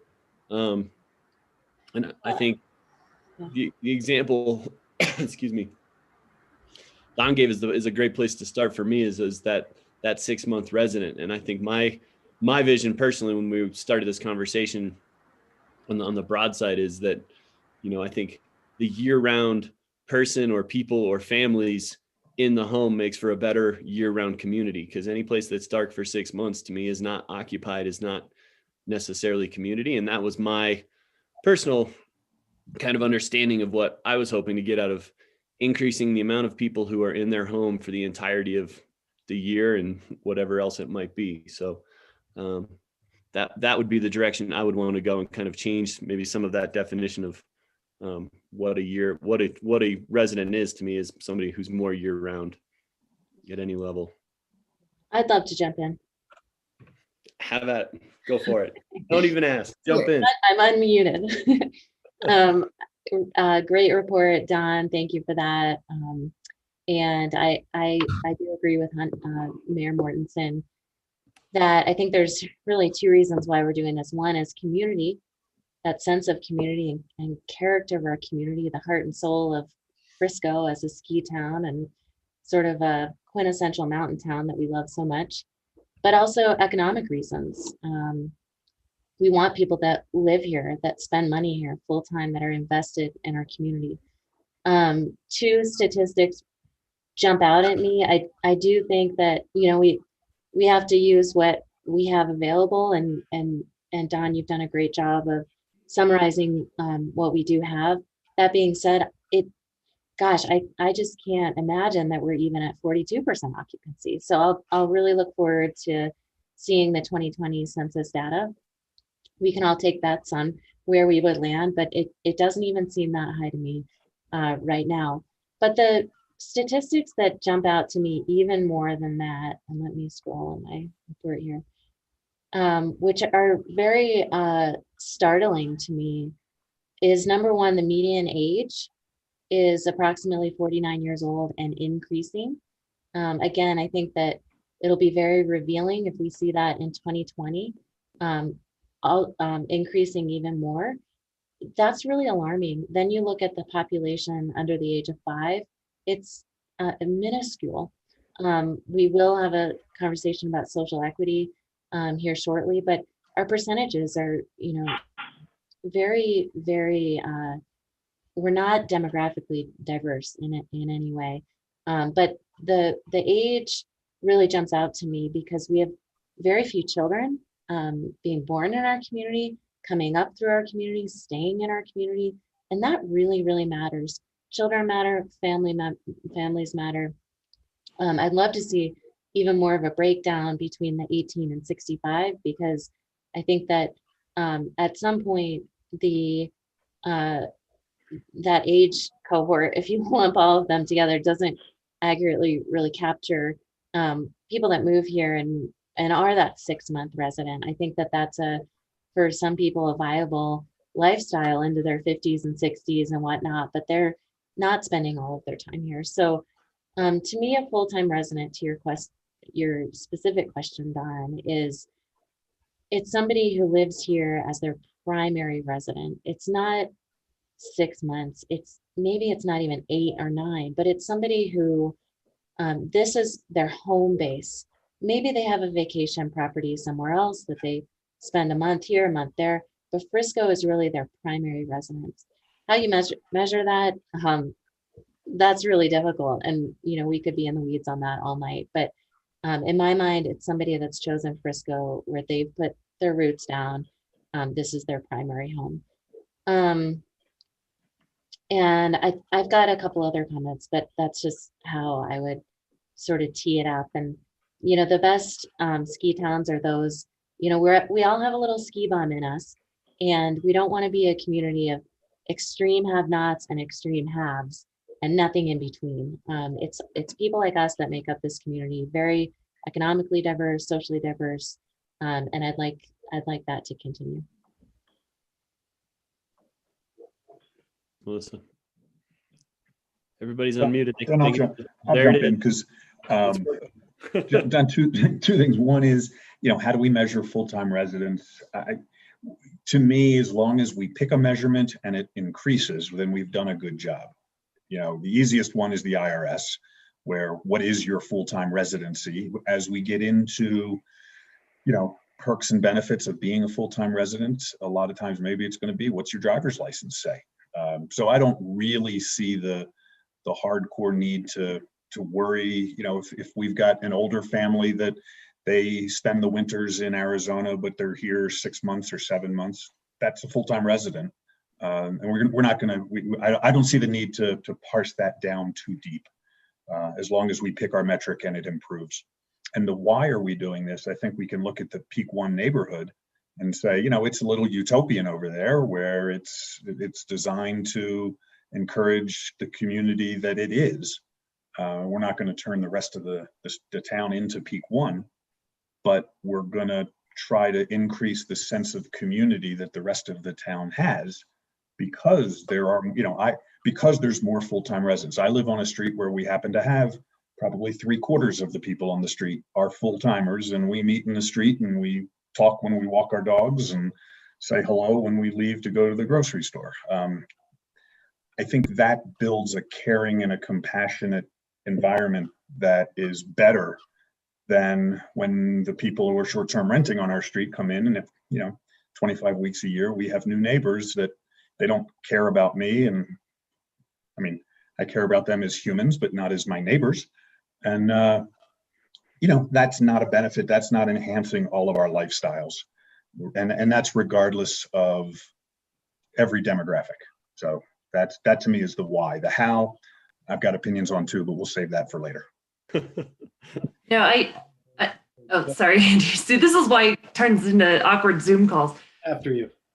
So I agree with everything that both of you just said. And I don't think that we really need to, like, again, whittle down exactly what a full-time resident is, but just that it starts to increase this community. And I think for me, the demographic piece that Melissa talked about is extremely important to me. The most shocking graph or table, Dawn, in your report was the demographics around just how our community, how that fabric is really demonstrated.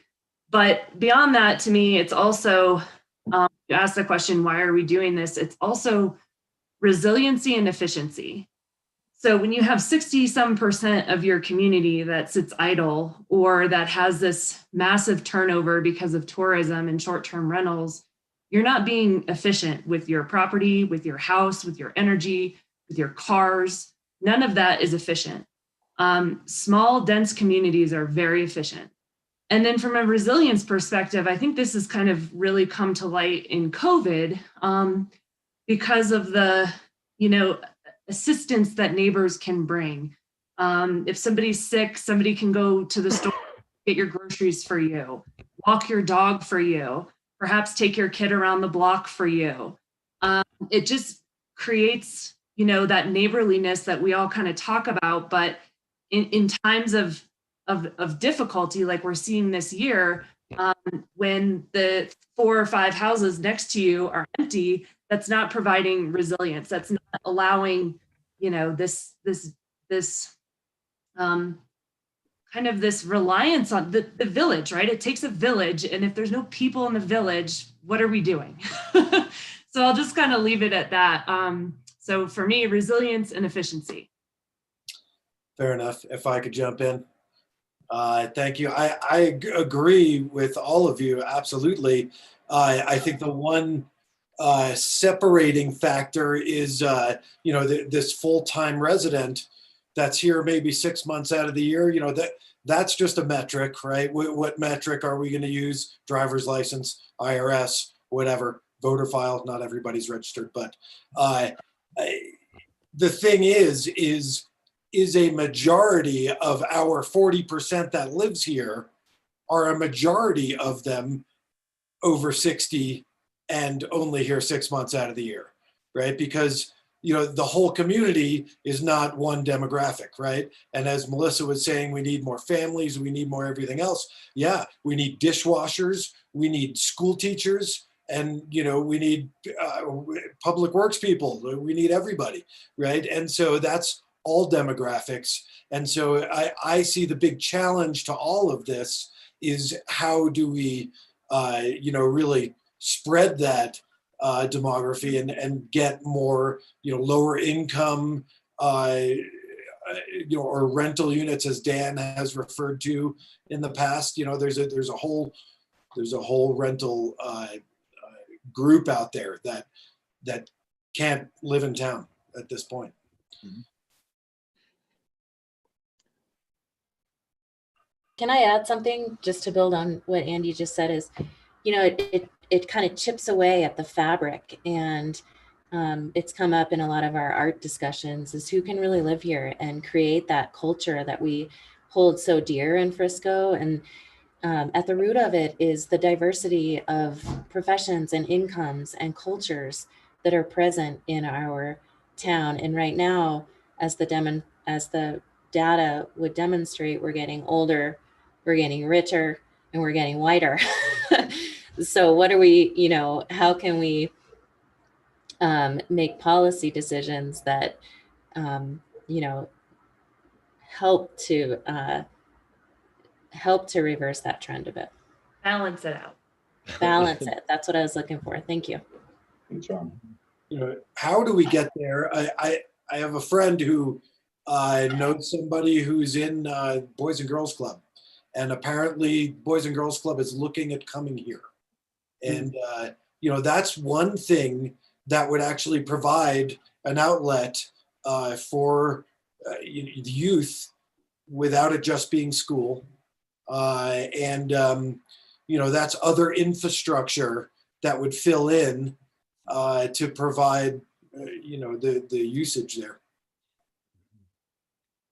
Can't hear you, Nancy. Oh, Nancy. But you look Nancy, but you look excited. Yeah, Nancy's. We're trying to focus you on why. Just stay on why.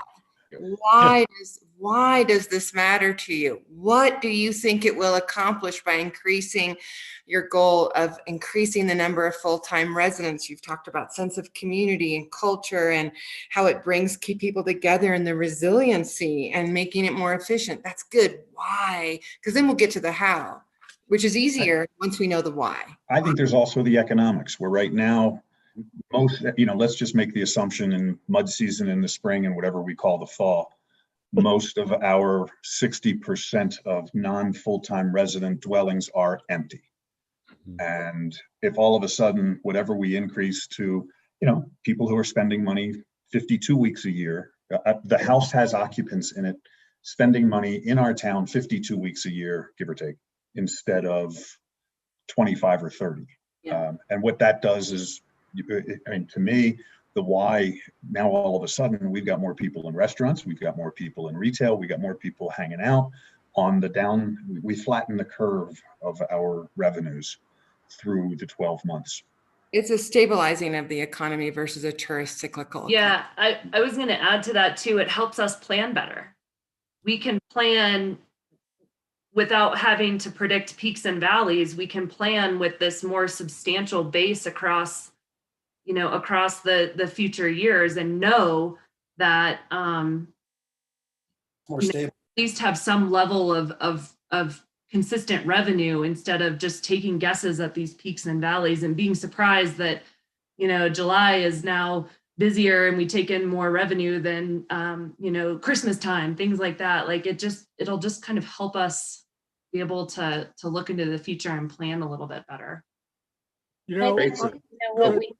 One thing that the word that comes to mind is we don't want to hollow out our community. And in the most extreme examples, you can, pick a number of these in ski towns or other resort type communities that have become real enclaves of very, very, very wealthy homeowners and basically nobody else. And do people want to spend time there? Not really. The people that own homes, perhaps maybe a couple times a year, but we don't, in my mind, I don't think that's the direction that Frisco, that would be a tragedy for us to keep continuing to move into the extremes. I would say too, Frisco by its very nature is an intersection. We're at an intersection, mountains and water, increasingly, urban environments in Denver and more rural regions of Colorado. We're on the vanguard of that. And this is really also a conversation about intersection of cultures, economic sustainability, and the hybrid vigor that contributes to that really cool, quirky feeling you get when you get a lot of energized people in a small community. That energy is even more focused. So, from the time I got started on, in town issues in the early 2000s and earlier than that, the reports are out there about all these things. It's all of this, and it's not news. And I think we all know it. And, we've had this conversation now for 10 years. I remember having it when I was on council in 2006. So it really does, at the end of the day, come down to how. So, I think we're all there. We understand why it's important, and eager to move forward and eager to see what transpires when you get that kind of energy and vitality located in the potential, in an opportunity zone like Frisco. And for me, it's identifying those spots and putting the dollars to work and getting those dollars, people in here, and getting those dollars turning in our economy. So I'm ready for the how. Unless 100%. Sorry, Dave. The one thing to sort of just tamp down, because I get scared when everybody in a room agrees. I would also like to at least spend a minute and talk about the why not. And I don't have an answer to that. But I gotta believe there is one. You know, I understand having short-term, we all sort of look negatively at the short-term rentals as our neighbor, but there's some long-term tenants that are pretty lousy to live next to as well that we may be buying into. But I just want to at least spend a minute to acknowledge the why not. And I don't have the answer to it, but if somebody else does, we should put that on the table. And Well, they're two sides of the same coin, without a doubt. I'd like to hear from Rick, but before we, because I like Andrew, I like where you're heading, and I think it's a good part to play our own devil's advocate. And I want to make sure, Rick, before we go too far, the next. I'll tell you why not. Do we live in a town and enjoy the services, the infrastructure, and the funding that comes from folks that aren't in our way all the time? That's a devil's advocate side. The why, I think we're all there on the why. We need folks, we need telecommuters, we need folks to work in the restaurants, we want folks to be at the ski areas, we want folks to spend money here year round. But to get back to the why not,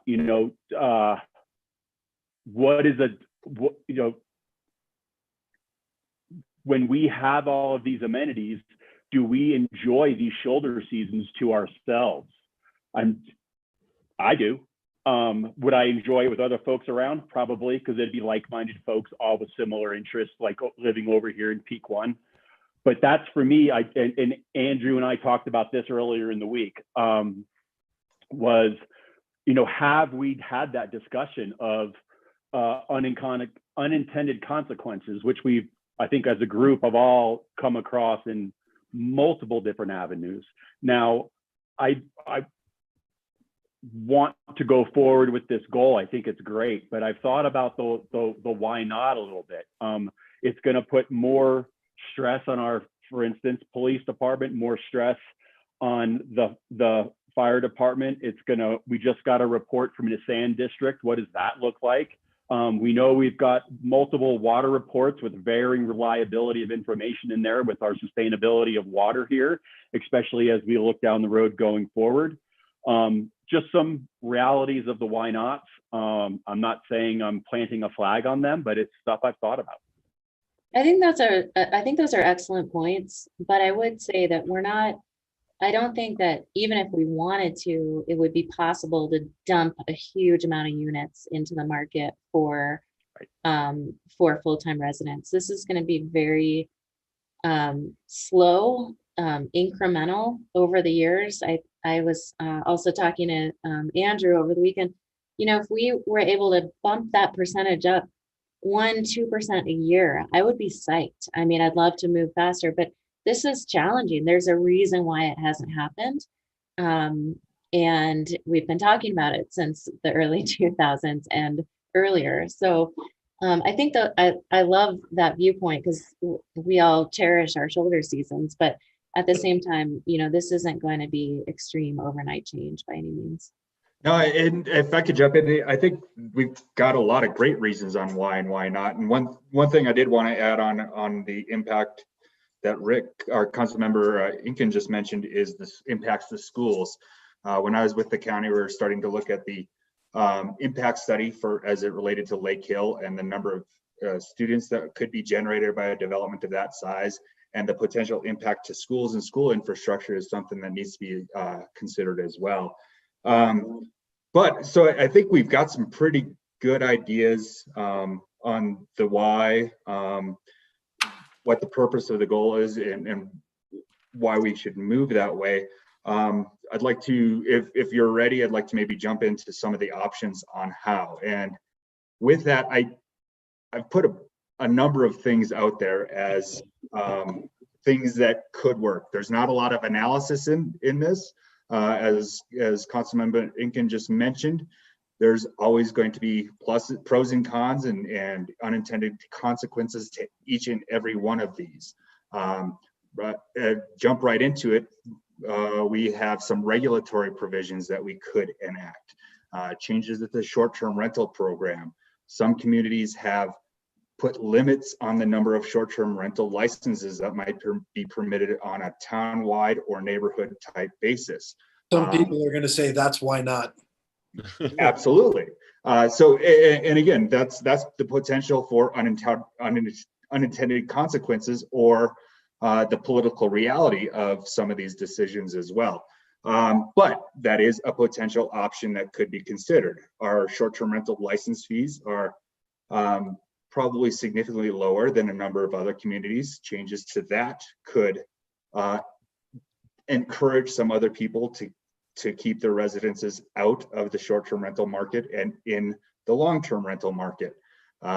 We could, if the occupancy limit, number of occupants in these short-term rentals was to decrease, that could again encourage people to use those properties as long-term rentals rather than short-term rentals. So that is an option.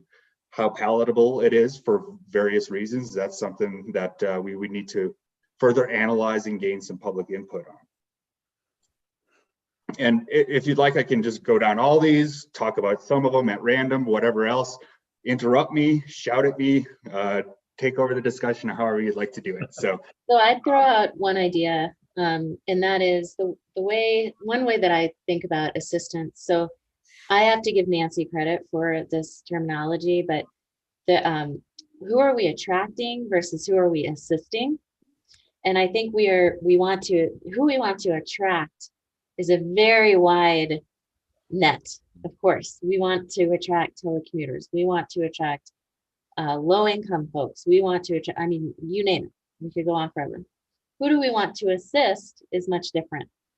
And what I would love to see is, somehow we need to organize this sort of laundry list of tools. We need to understand where there might be synergies, like the ones you just talked about. I think, in my mind, regulating the short-term rental market it's paramount. I mean, without, to a point that, it's still an option for folks, but it's maybe not the best option for everyone.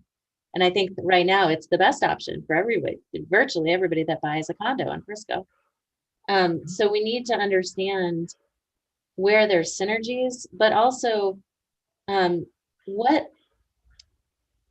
sector of the workforce, what sector of income is that really targeting?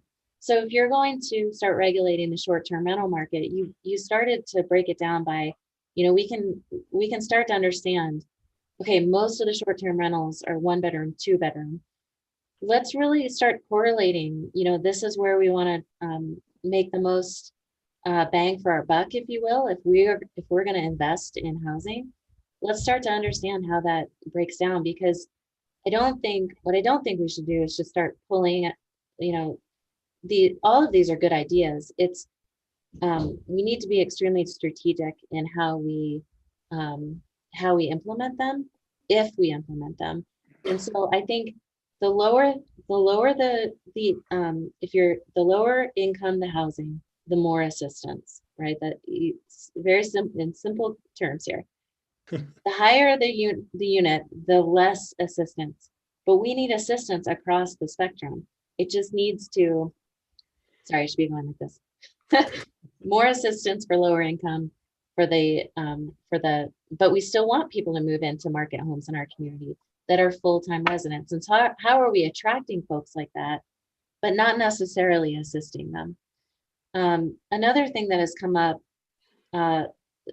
in several conversations is I think that as we get more and more pressure from places like Denver, all over the country, really, from folks that want to move to the high country, we need to be aware of, this is where that full-time resident definition comes into play. Mm-hmm. So if we are going to have deed restrictions, we need to make sure that people are passing through some kind of filter that makes sure that people aren't finding loopholes in our regulations and taking advantage of housing that we've invested in.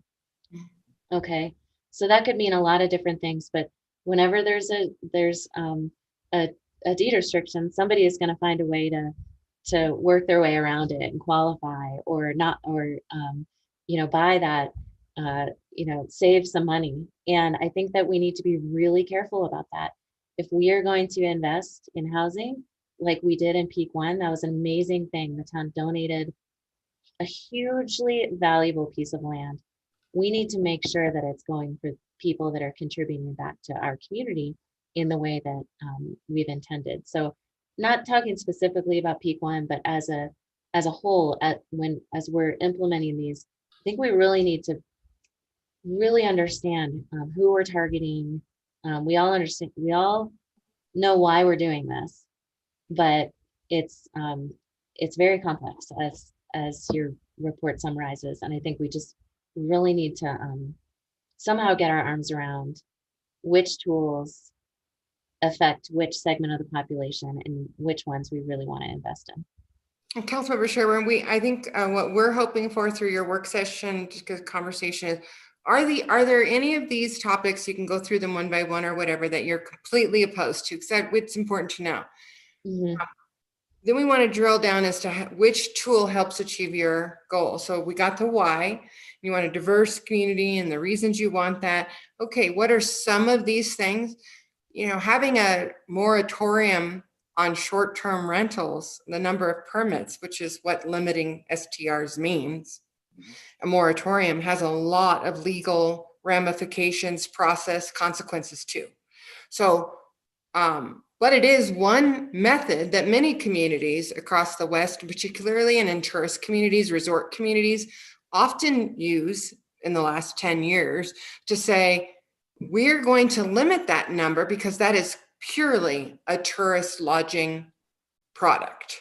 Even if you use it for your second home, even if you also do this and also do that, short-term rentals are a tourist product in residential neighborhoods. So if you want to limit that, that's a legal process that helps achieve more product available for other types of renters and residents, but doesn't necessarily get you at a greater number of full-time residents. So as you go through this list, we're not looking for in-depth analysis on each one. We'll come back to you with that. We're looking for, yeah, that's interesting. I'd like to know more about that. Can you drill down more about how that might help us achieve that? I'm totally opposed to that.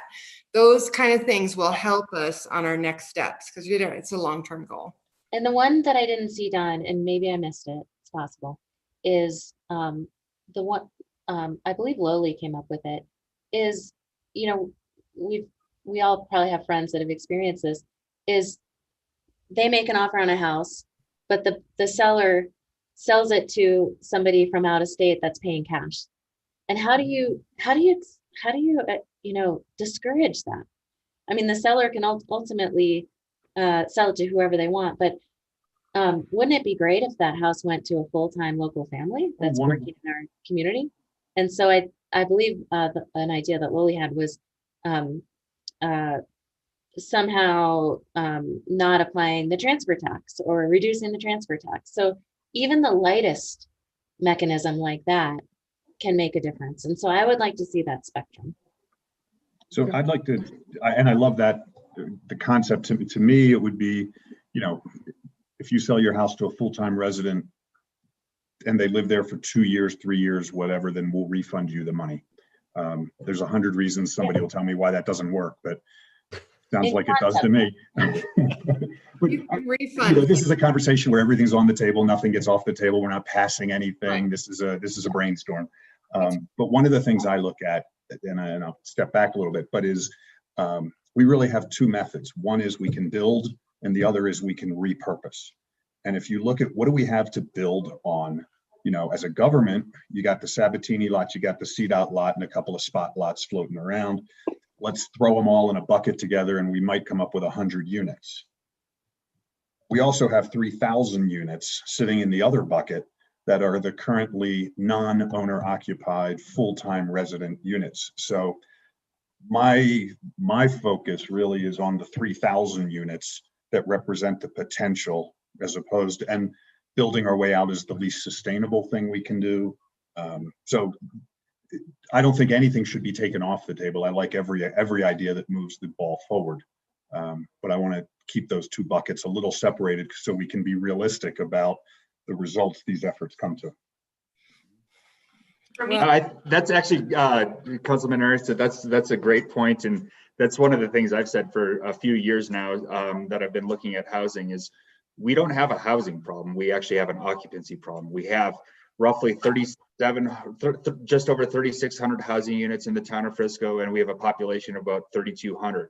Theoretically, one house for every person. It sounds great, but it's also not the reality of what we have. We have a lot of two-person households. We have a lot of one-person households. Council Member Sherburne mentioned deed restriction provisions. Those are a couple bullet points on the list there, including changing or requiring a minimum occupancy on deed restrictions is certainly an option as well. I'm aware of a 2-bedroom unit that was deed restricted through a density bonus that has one person living in it. That's not really taking advantage of the inventory and the purpose for creating those density unit or these additional deed restricted units. So if you'd like, we can go through some more of these lists, and if you have any questions on what some of them mean, because some of these may be new terms, can certainly add on to any of those, or take the discussion in a different direction if you'd like. Jesse, were you going to say something or? yeah, well, if we're going to go down the list, but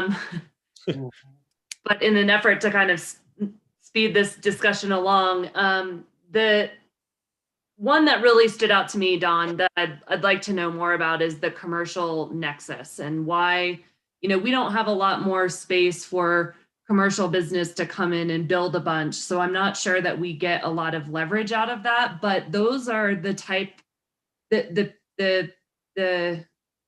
nexus to commercial workers and having them housed in town is getting exactly at the type of people that we feel like we're lacking right now. And so if a business, I don't know if there was I don't know if it's on new construction or a new, a change of use in a particular space or how, what triggers that in the code, but to be required to bring housing units along in order to start, maybe it's a major business and there's a threshold, but can we incentivize that we don't have that nexus right now. Yeah, and there's a couple of different ways to do that.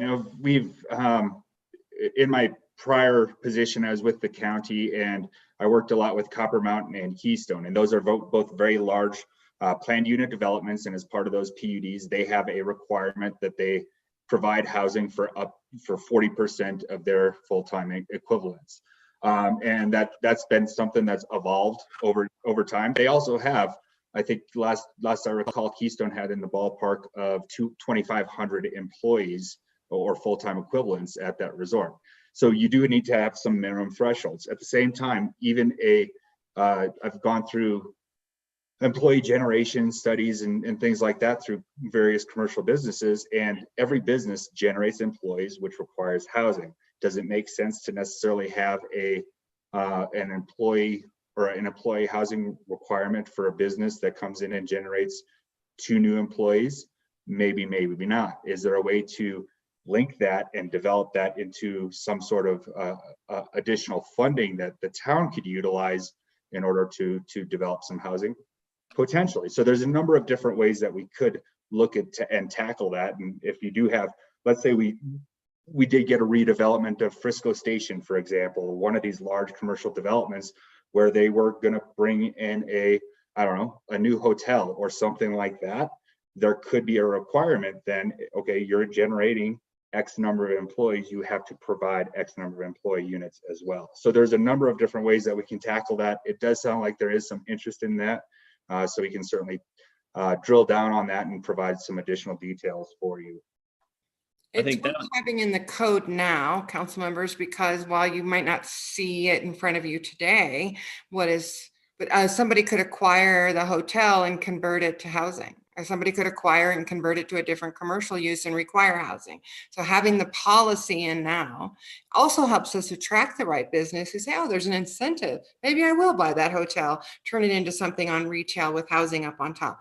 So these policies might not address what you have on the books today, but it attracts what you're trying to get at.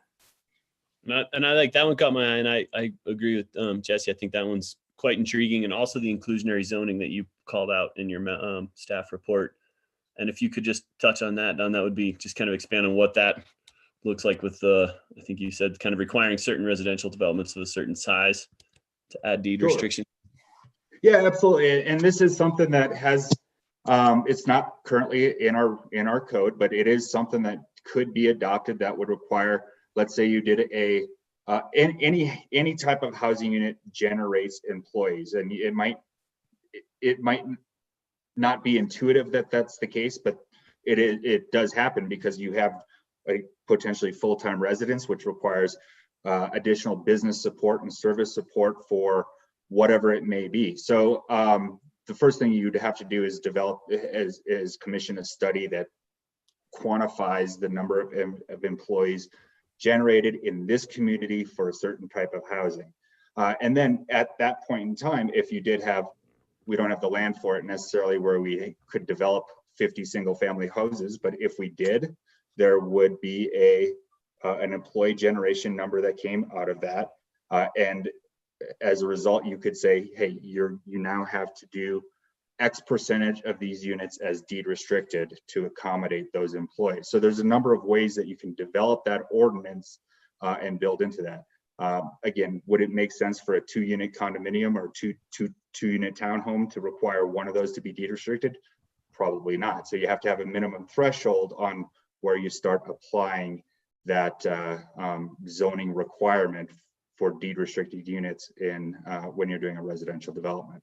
Is there any place you've ever heard of that said, say I want to build my new 8,000 square foot home on my lot here, where you have to do a fee in lieu for size or scale or mass that goes into a housing fund?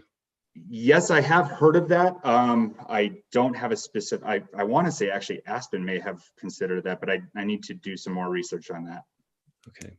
I know right now in Breckenridge, they're considering a fee in lieu for those, Don mentioned those smaller businesses that might not actually generate a full employee.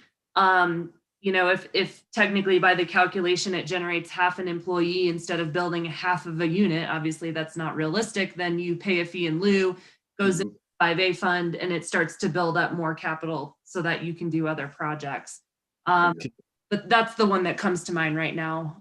Because I think just looking at the major construction I've seen that I know is not creating any new residents is the detached townhome kind of thing where you can get a lot more density on some lots. And with our build and infill direction that we are headed in, I think it could be a place where instead of building 3,000 or 4,000 square foot detached townhomes, the incentive would be there to say, no, either that ADU or that amount of square footage kicks it into a fee in lieu type of property where those houses aren't going to be necessarily resident occupied. So that's. And Bill Gibson just texted me that as he's listening in, that Vail has adopted something like that for the fee in lieu of inclusionary zoning. So there are examples out there that we can certainly investigate further, and that certainly sounds like something that may be of interest to council. I think we're there. I definitely support looking into that. Okay, great. You know, can I just mention, you know, I get a little anxious when I hear a lot of regulatory solutions to this. And before I wander down that road, I would really want to see Nancy or Don from communities that have tried to institute some regulatory solutions in terms of increasing fees or some of the other things that we just talked about, to see really what it delivered in terms of real housing. You know, I've said this before, and I still think this is something that we haven't pursued aggressively enough. You know, short-term rentals are, you know, nobody really wants to just get into the hospitality business. It's a straight up investment, and you know, everybody's got a number. And I think if you look at it from that standpoint, we can start with 5A money we have. And that's the other piece is, you know, with the projects that we can get out of the ground in the next year, how much money really do we have that we want to reserve? But, you know, there's a number out there based on, I think that's, you know, that's indexed to your AMI, that you can go to somebody with a 2 or 3 bedroom and say, look, you know, we want this to be in a long-term rental field and we're going to give you these guarantees, just like FERC already does with their rental program, where they're vetting the tenants, covenants are in place. You know, you have a high degree of certainty that if these people need to be moved along after 3 months or 6 months because of some of the ideas that some of the issues that Andrew identified a little while ago, there's no guarantee that the person coming in next door to you is going to be a good neighbor. But that's all about covenants and guarantees, and having an agency that can help you vet those people and help you move it along. But if it's $10,000 or $20,000 is the nut that you've got to approach on a rental unit, then that's something we have to do. And I know we've kind of reached out to new buyers. We've tried to identify them to some degree, but we haven't matched that with cash. And at the end of the day, it's just like Housing Helps. If you want to move some of these units into the long-term rental market, you might say, hey, at 6%, I'm in for 40 grand for 5 years. At 80%, I'm in for 30 grand or whatever. And that's an upfront payment to somebody to keep in the market that long. And you can work out the details of the contracts, that kind of thing. But you know, you're going to move more along that way quicker. If you right now in Frisco's market, if you raise STR licenses, I don't think it's going to move the needle very much. You know, no one's buying based, you know, $1,000 a year isn't moving somebody's, you know, several zero-digit investment. That's not going to do it. It might change who comes in and rents. They might raise the price, but you're not going to reinvent the market with fees like that. I'm not saying it doesn't help, because you'll get it and it can go into the 5A fund. That's dynamite. I think the fee in lieu is interesting because it can support this kind of ongoing thing. But, you know, we need to look at what we can put money into right now. I know we're not going to build our way out of it, but we have opportunities to put money into projects right now. Identify who the partners are, see what those look like, see what's going to be left over, because maybe with intelligent, the design build process and getting some partners on rental units, we have some long-term income coming back into the 5A fund. I think we have to establish that. What can we build? What can we get in the rental market? How do we participate on the back end? How does that continue to flow back into the 5A fund? And we need to start to just like the Housing Helps and I think that's a good program. I think the Housing Helps program is interesting. I think I've talked to a couple people here who want to circle back and look at that again. But from the rental program, I think if we want to say, hey, put it out there, start shopping for those people. We're looking for 60 to 80% AMI rental units. Here's what we're willing to spend. We want 5-year deals. This is how much we're willing to put on the table, and see if that market is out there. We haven't tried to do it, but I think it's the fastest way to start to identify who those people are. Otherwise, it's pretty wishful thinking. I don't know if our short-term rental market is big enough to deliver that many number of units, talking about some of these marginal approaches. I think you put your money on the table, buy what you need. It's cheaper than building it. And, you know, in the meantime, we can see what develops. And you know, that and the Housing Helps program, which will help develop and deliver some of those units into which some deed restricted families or entities are going to need to matriculate, because it's not market capped, but it's workforce housing. I think we need to create that pocket. We need to be aggressive and chase some rental units and build some rental units, make sure that we are on the back end of those with some 5A dollars. But I mean, I don't know how much money we have to talk about right now. CDOT's going to cost pick a number, 5 million, right? I don't know what that's going to look like otherwise. You know, if we're going to do a couple of these projects out of the ground in the next 2 years, how much do we have left? And let's start. I mean, maybe we get 20 rental units in the next 2 years if we just put some money on the table. So otherwise, I'm not seeing delivery with any certainty of the product that we want. No, thanks, Council Member. I think that's a great segue actually to the next section on the list there, and that's some of the incentive programs that are out there. Housing Helps certainly is a great option and potential. The FERC has established this Housing Works initiative, and we certainly could utilize that and dedicate some 5A funds to help that. And we could certainly start our own program as well, as Councilmember Fallon suggested, to actively reach out to people and say, hey, your STR, it's got, our records are showing that you're using it about 20 nights a year. You could generate more income, Mr. Homeowner, if you entered into this program and had a full-time renter in there. So we could certainly get a lot more proactive in utilizing those funds and help subsidize and encourage some of those units. Another idea that I just wanted to throw out and that came up with conversation with Andrew over the weekend that we were brainstorming on is just, there's a lot of units that are aging in Frisco that the homeowners may be facing very expensive improvements, and a program like Housing Helps that would help subsidize those improvements, but in return, you would put that in the full-time resident pool, whether through a deed restriction or through something that would ensure that it was rented to a full-time resident. So just, let's continue to kind of push the ideas for, I'm always a big fan of incentives rather than the carrot versus the stick. I think that's always the place to start. But the reality is that often we're really in a predicament. I mean, it's the situation is extreme. So we may need to regulate more than we would like. So.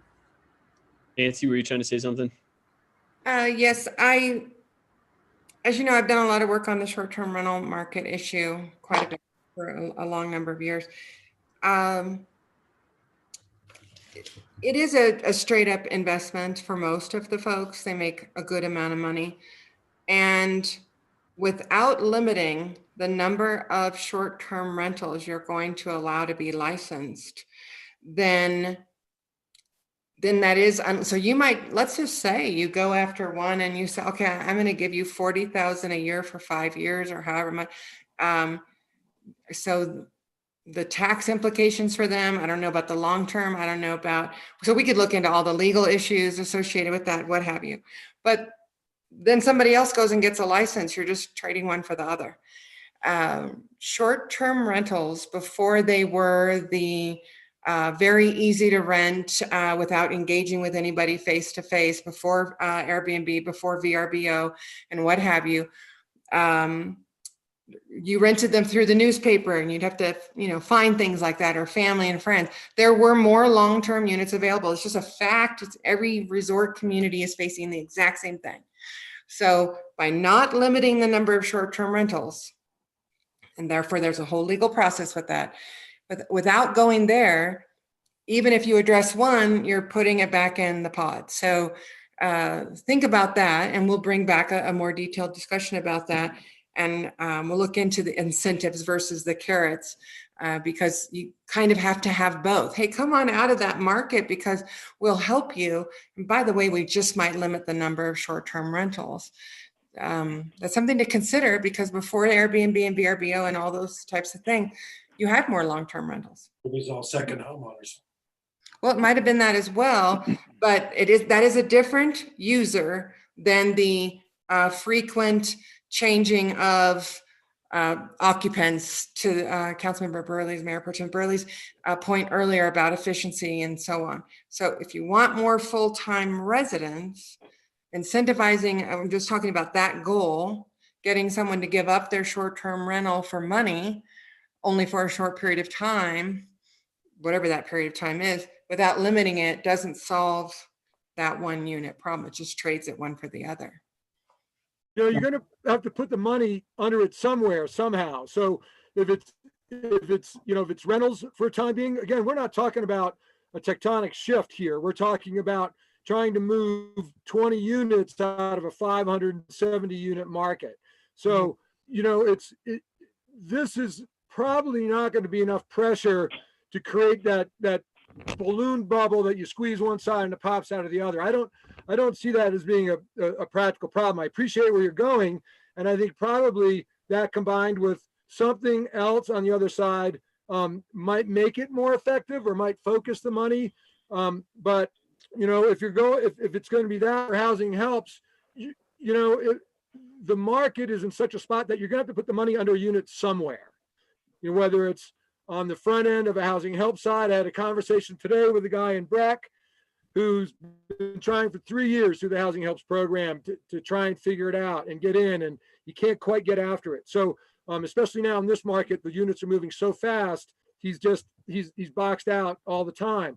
So you're going to have to put the money somewhere. So, if it's there and you can attract 10 units, great. That's 20 bedrooms. So that's a good place to start. And I don't think it's any one of these things. Yeah.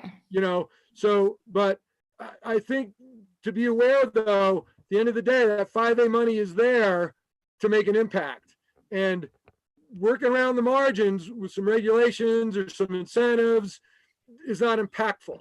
If you want to move units, you got to spend some money. One of the things, Hunter, I don't know if I just jumped on top of you. Okay. Nope, go ahead. I'm finding it interesting. This is one of those weird moments where it's almost a benefit of Zoom, where Don, you are the guy with the camera on, and this has been a fabulous discussion. You are the hammer, and you're looking for the nail. What would happen if we had Vanessa as the camera on, and all of a sudden now we're talking about how do we market ourselves differently? Or Diane, what can we offer to residents so that when somebody's looking to move to Summit County and they've got whatever, $300,000 to $3 million, and they're looking for their residents, are there other ways that we can have them say, you know what? Yeah, it's going to cost me a couple extra bucks to move to Frisco, but that's where everybody wants to be to live.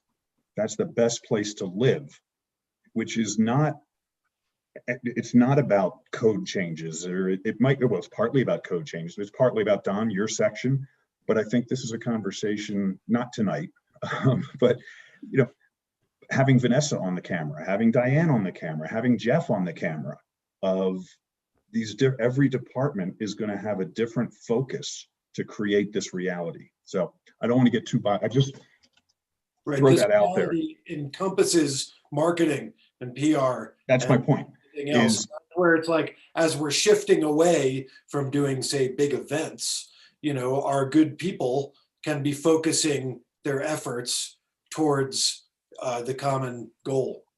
Right. That's why we asked you about why, because if we want to market, there's a strategy going on in the sort of housing world discussion about marketing to folks to come live in your mountain home and live here, work here, because it's a great place to be, which meets your goal of percentage, but it doesn't meet your goal of who. So if we want to have a free market approach, that marketing communication strategy, come live in your mountain home, is one piece. But now that we know more about your why, wanting to be more diverse is, hey, would you be willing to rent your market home to a local, and we might subsidize that rental? Well, So, I almost feel like this conversation has been about how do we make a bigger supply of housing available for full-time occupancy. There's also the other side of how do we make a bigger demand of people who want to be here as their full-time residents. So it's just, again, One thing about that, I would say, Andrew, is that you can't focus that marketing with that kind of precision. So if you build this brand that's attractive, Frisco's not attractive just because of you're in a certain income class. It's attractive for people who want to live a certain way, and you're just going to get more of all these different kinds of people. And I think some of those that's people, good, right? No, that's my point. I Okay. think, but the point is that from a marketing broadcast, Uh-oh. it's amplified, and I think the people are already coming. So we want to target. Now, this is my feeling in terms of 5A funds. It goes back to that original conversation about rental units, 60 to 80% AMI. Yeah, I'm happy to have all kinds of people interested in living in Frisco and exploring all kinds of habitation opportunities. But I'm particularly concerned about spending 5A money on delivering a certain kind of typology for a certain particular kind of demographic, because they need more assistance than the town needs that in terms of its demography. We're in more need there. So I want to focus the dollars there to get that result, that particular outcome. So again, I want to be more focused with the dollars on what we need now. And again, it's a bit of what we need overall, but it's been an underrepresented typology and an underrepresented demographic. That's been pretty clear. So I'm looking for impactful solutions that have a very short-term, positive effect. And I would just add to that, I think, of course, this is a broad, multidisciplinary conversation that we absolutely should think about how it affects all of our departments. That being said, having many friends at the elementary school who don't live in Frisco, I hear constantly, oh, I wish I could live in Frisco. Oh, Frisco, we should have, bought there 5-10 years ago. I mean, I think that word is out. Frisco is where a lot of people want to live. We actually don't have to market that. That's not something we have to try at all. We are a great community. We have the amenities and the culture and the Main Street that so many people want to be a part of. The fact is we don't have the inventory. And so I think what Dan is saying as well is that that's where we need to focus our efforts to get really strategic, to build that inventory and provide some opportunity for people to move into our community. Right now, there simply is nowhere for people to move. I mean, it's extreme. There is no place for people to move in Frisco. So, Don, and thanks everybody. I back when the Housing Works program started at the county level, I was flabbergasted with how unsuccessful it was and why all the towns pulled out of it. That said, so Don, you've been there, done that. I believe it was with the Housing Authority at that point. Now it sounds like it's over at FERC, which is great. Dan's ideas of the 60 to 80% AMI for rentals. People come and live in Frisco for lifestyle. They can stay in Frisco because they got a good paying job, and they can get a place to live in because we're going to subsidize their housing. That's my direction.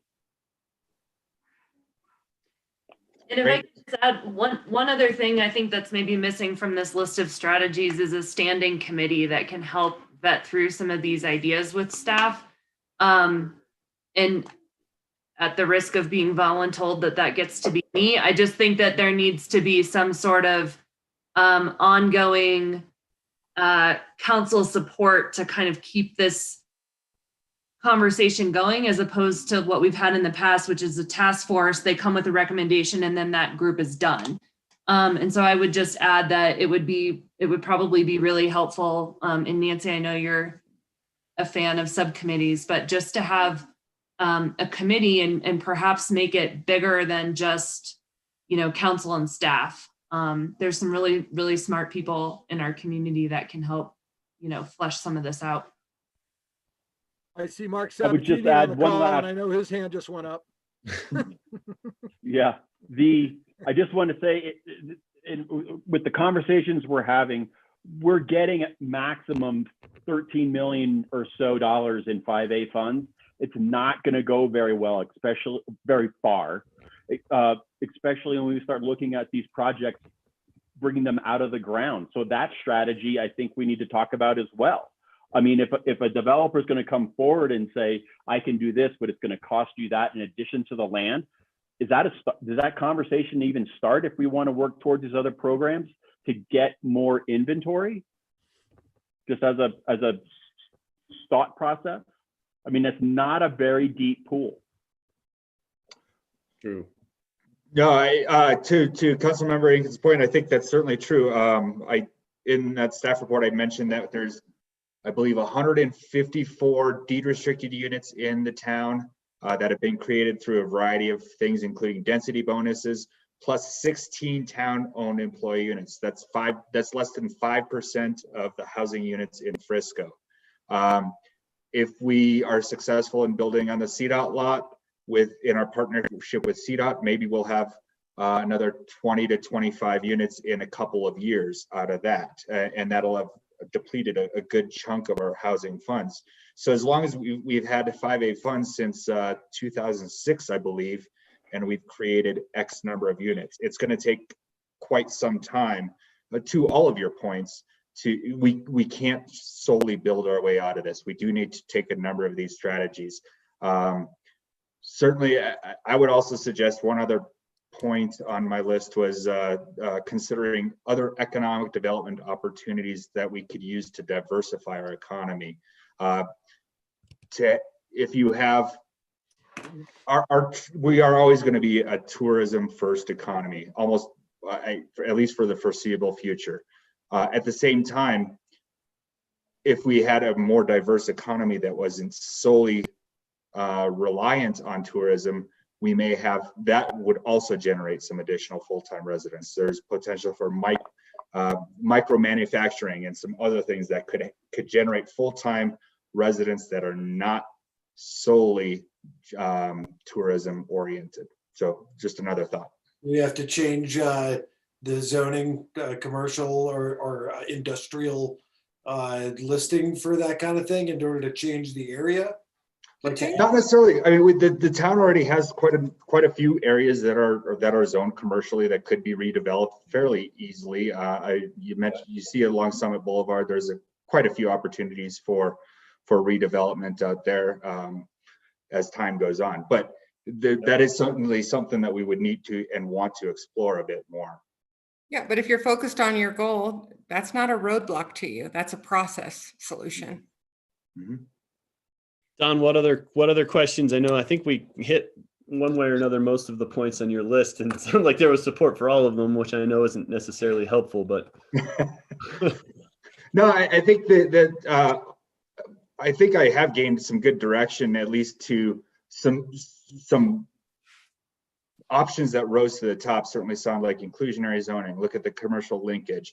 Look at and investigate some ideas for utilizing 5A funds to create additional long-term rental opportunities, whether it's through Housing Works or whether it's a program we develop our own, where we maybe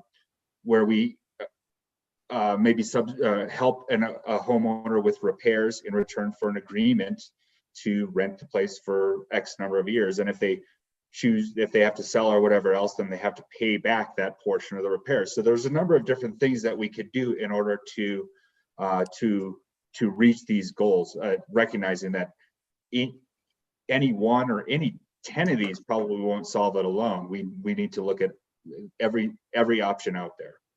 Can we expand the deed restricted pool to include self-employed people? That's a huge question. Yeah, I'd like to address that, because what we have seen is some people have taken advantage of our deed restrictions by claiming they don't have a job or they're starting their own business. And we really want to tighten those deed restrictions so they achieve your goal. So self-employed, do they need government assistance? If you're self-employed, so let me just take this out a little bit.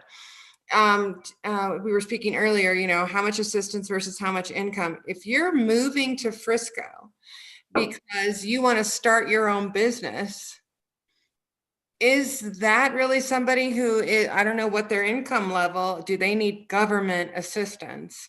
And if I can, sorry, it's maybe more like somebody who's a property manager who works for themselves, manages a bunch of properties around town, has a business already, is something established, that should meet the requirement of being a Summit County employee or a Frisco employee, because they don't have the option to say, they're on the books that way. No, and certainly something like that. Can I just chime in on this real quick? Sure. I think that's where we get into really defining what the unit type is and what the deed restriction is. If they've proven that they own a business and it's functioning and they've paid taxes for a certain period of time and they're it's a business that's contributing back to Summit County, by all means, they're part of our community. If it's somebody that just is putting giving it a go and decides to maybe that subsidy shouldn't be equally recognized.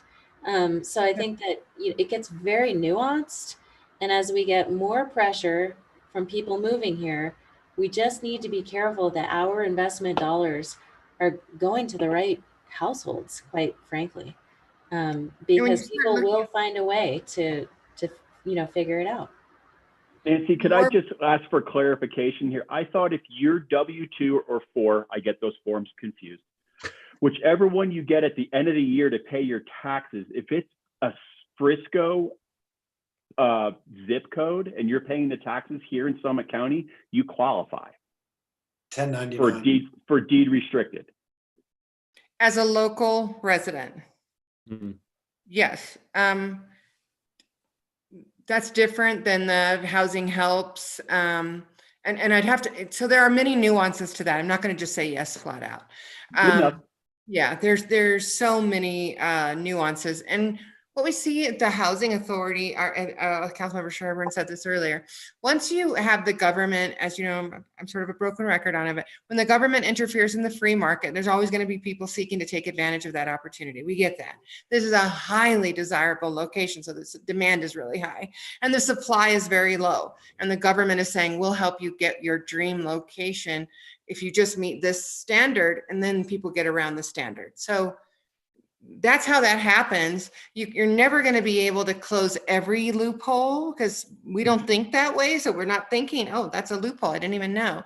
But we're trying to get at who you're trying to attract so we can target the investment.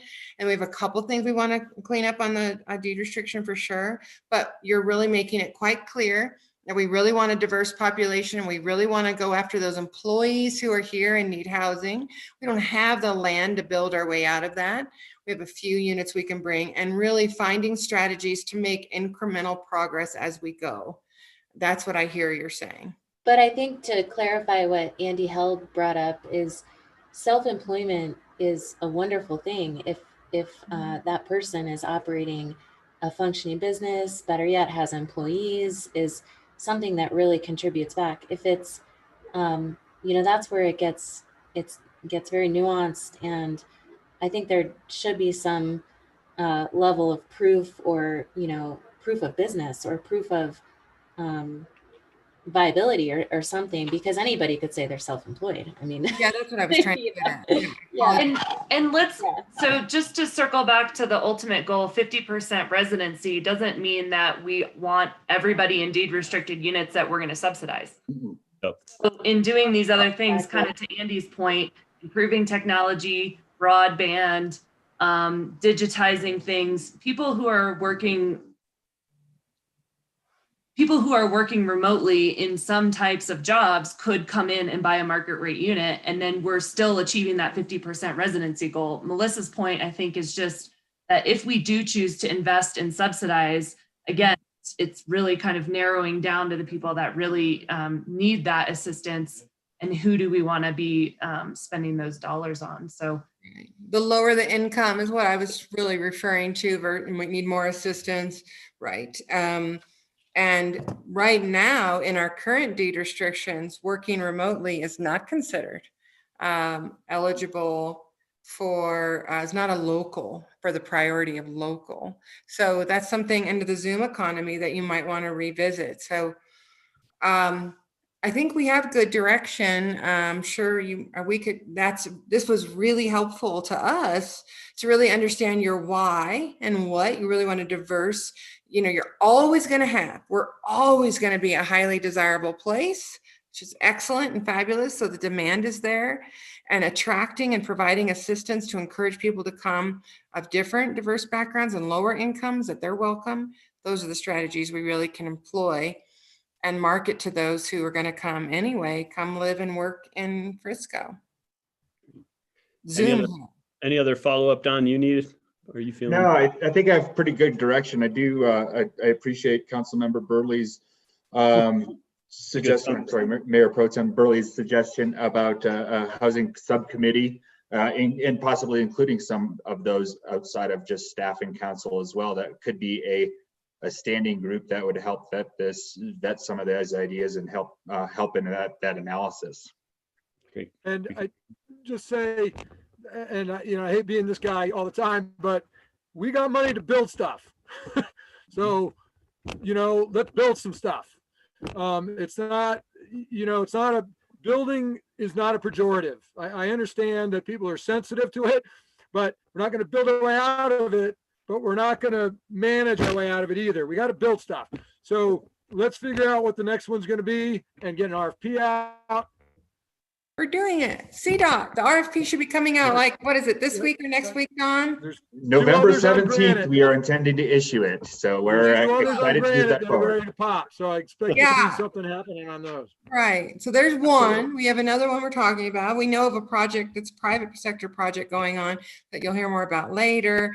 So we are. And I think Councilmember Inkin's point, though, that 13 million is really a little bit more than we have. Doesn't go far today, but there's a lot of other funding sources. All right, we're almost 3 hours in, and I think a break would be good. Don, I appreciate it. I will just always finish that. I actually am the one odd man out that think short-term rentals are not our problem whatsoever and are actually a better benefit to our community, but we'll bring that up later. But I think we've got good direction and I appreciate the conversation. Let's take 15 minutes. Sound good for everybody? How about right on the Well, hour? having microphones off, that was great. I appreciate it, everybody. Thank you. See you in a little bit. Nice.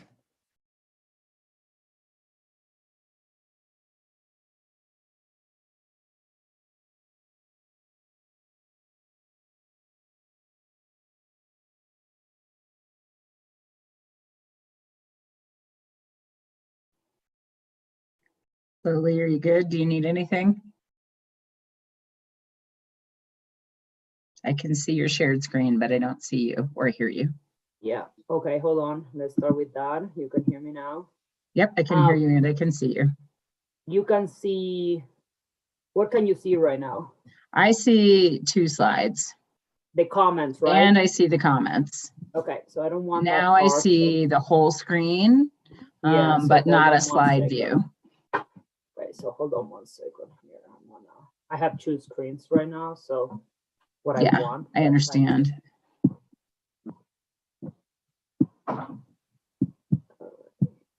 Now I see a long Yeah. narrow one. Yep, so bear with me here. So what I'm gonna do. Okay. So can you see now the presentation? I Sorry. still see 2, I see the slide, the next slide in the notes. And you're all ready? Mhm. Okay, so hold on. Why I cannot see? In my experience with these before, I've had to do slide view and have a printed document of my notes. I don't know how else to do it. Okay, interesting. I thought it was gonna work actually this way, but.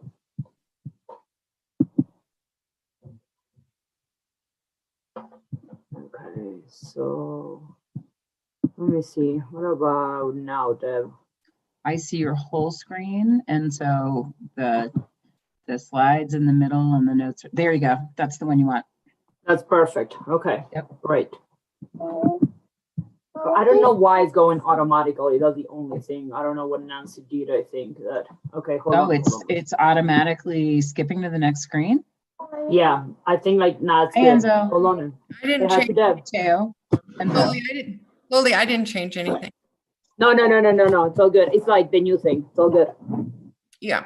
And then you can just stop sharing now. And then when they come back, you can auto share, like right to Yeah. where you were. Okay. Oh, you don't want me to share right now? Are you more comfortable? Are you nervous about not getting it going? Okay, Yes. that's fine, I think. Okay. To be honest, yes. No. Okay. I don't have a problem with that. Okay. Okay. Sounds great. I'm gonna mute myself right now. Okay. See you in a little bit. Yeah, see ya. Thank you, ladies. You're welcome. Goodbye.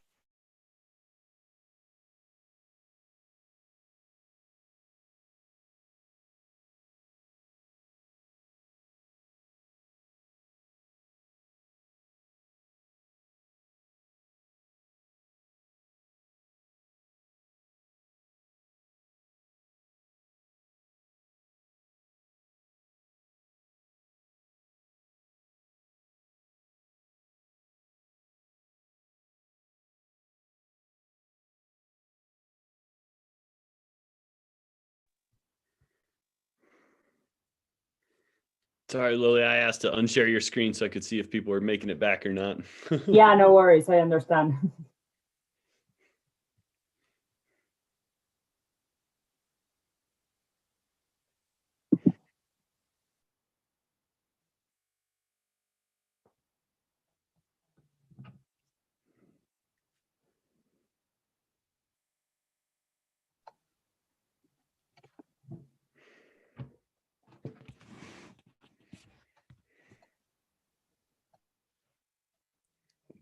Oh, you're killing me, Andy. That looks delicious.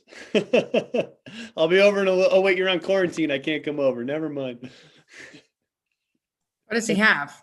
Actually, I am not on quarantine. My kid, we have all gotten the test from the new facility off of Main Street, and we got our results back in 24 hours, and Wow. we were all negative.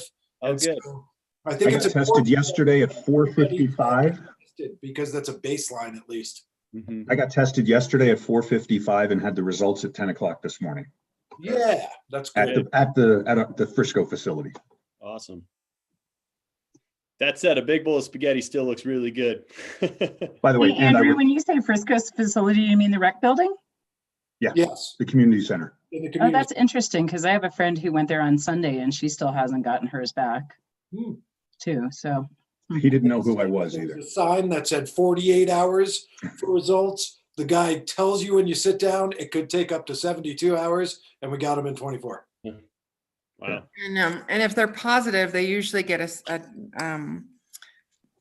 they usually double check that before they tell you. Which that's why I at least need to make you know that I was negative. So Yeah. All right, we'll see when, as soon as Rick fires up his, excuse me, camera and is ready, we'll kick off the next work session. Thought that worked okay, having everybody's microphones off. I appreciated the conversation. It felt a little more like normal, but not perfect by any means. All right. Thanks for a good start. I appreciated everybody. I think that was good conversation all the way around and good direction. And with that, we'll move on to work session agenda item number 4, which is the continued discussion on implementing a social equity inclusive initiative, excuse me. And I will turn it over to Nancy and Lowly.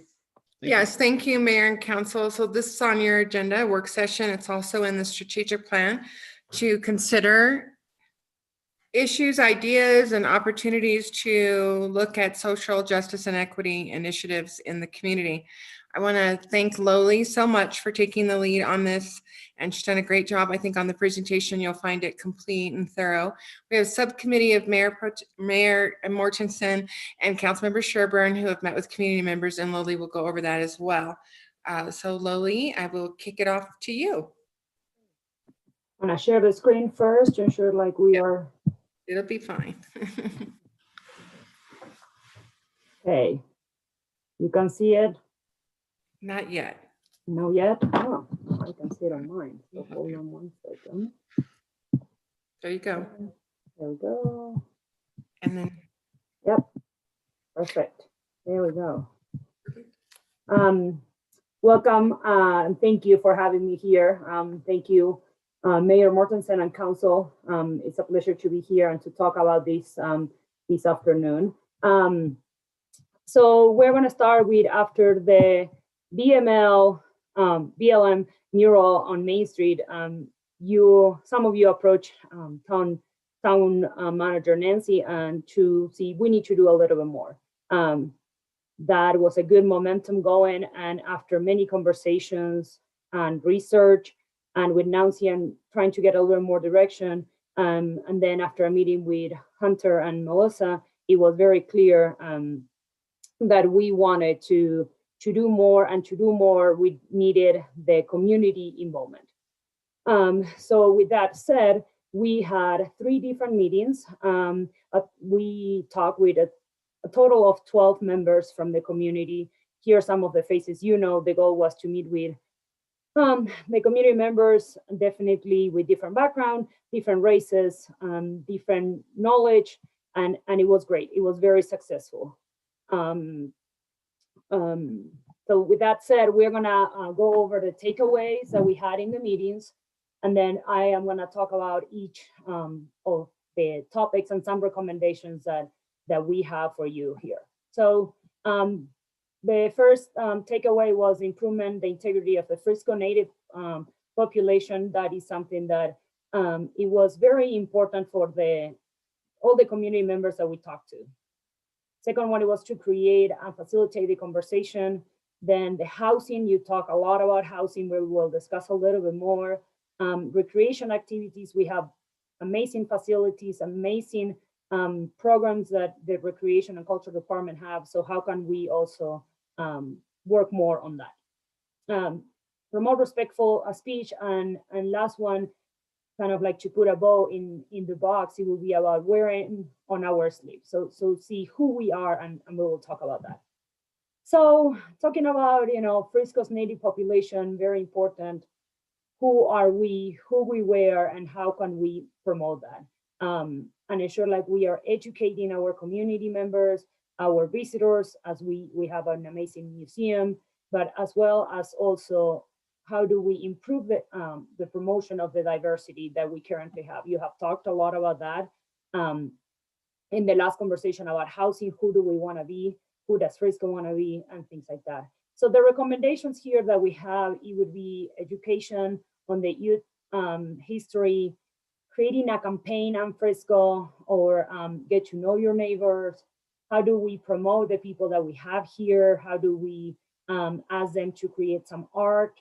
How do we have events that they emphasize culture, emphasize who the people that they're here? There's a lot of different, races and people from all different countries and all different backgrounds. So how do we really engage the Frisco residents already, and the Frisco's in the residents in the community also that they are around in the county? So another idea that one of the community members had is like, how do we have a People of Frisco parade? So we also talk a lot about the minorities and how do we reach those minorities. In order to reach those minority, the term turn the table was brought up. How do we connect with them? How do we schedule meetings around them? How do we schedule those meetings in different languages? From the promotion of the event, of the meeting, right? Regarding a flyer, regarding a radio ad, if it is in Spanish, if it is in English, if it is in French, things like that. And also, how do we do it around their schedule? So if we do it, around dinner, do we offer dinner, and how do we also offer daycare? So we really attract those individuals, and they want to come and be part of these conversations as we are trying to really celebrate them and engage them. So those are definitely some of the recommendations we have. The next one is a lot about talk, right? There's not enough conversations about the diversity in the community. Sometimes people are a little bit hesitant about having the conversation because they don't know what term to use and how to use the term, and they might feel like the other person on the other side of the conversation might be a little bit offended per se. So how do we educate? And we also talk a little bit about the 400 Project. The 400 Project is a social justice youth initiative that is teaching social justice and anti-racism throughout the lens of art and activism in the high school. So, do we have an opportunity there to work with that, to promote the art that this project is doing into our town? So some of the recommendations here, it is about, okay, how do we create a campaign? Grow, learn, and change. So can we create a campaign around it? And we do a lot of different actions under that, like a training. So how do we offer free trainings so the community, opens up and come and learns and talks?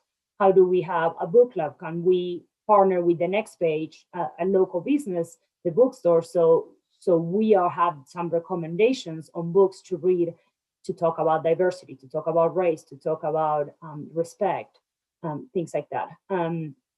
Another idea is like, have, again, right, we talk about turning the table, but how do we make it very clear that anybody is open to come to these conversations? You've seen it after the BLM mural. You had plenty of residents of Frisco and residents of all the different towns in the community, in the county, that they wanted to say thank you, to say, I am from Mexico and I live in Silverthorne, but I love your mural, thank you.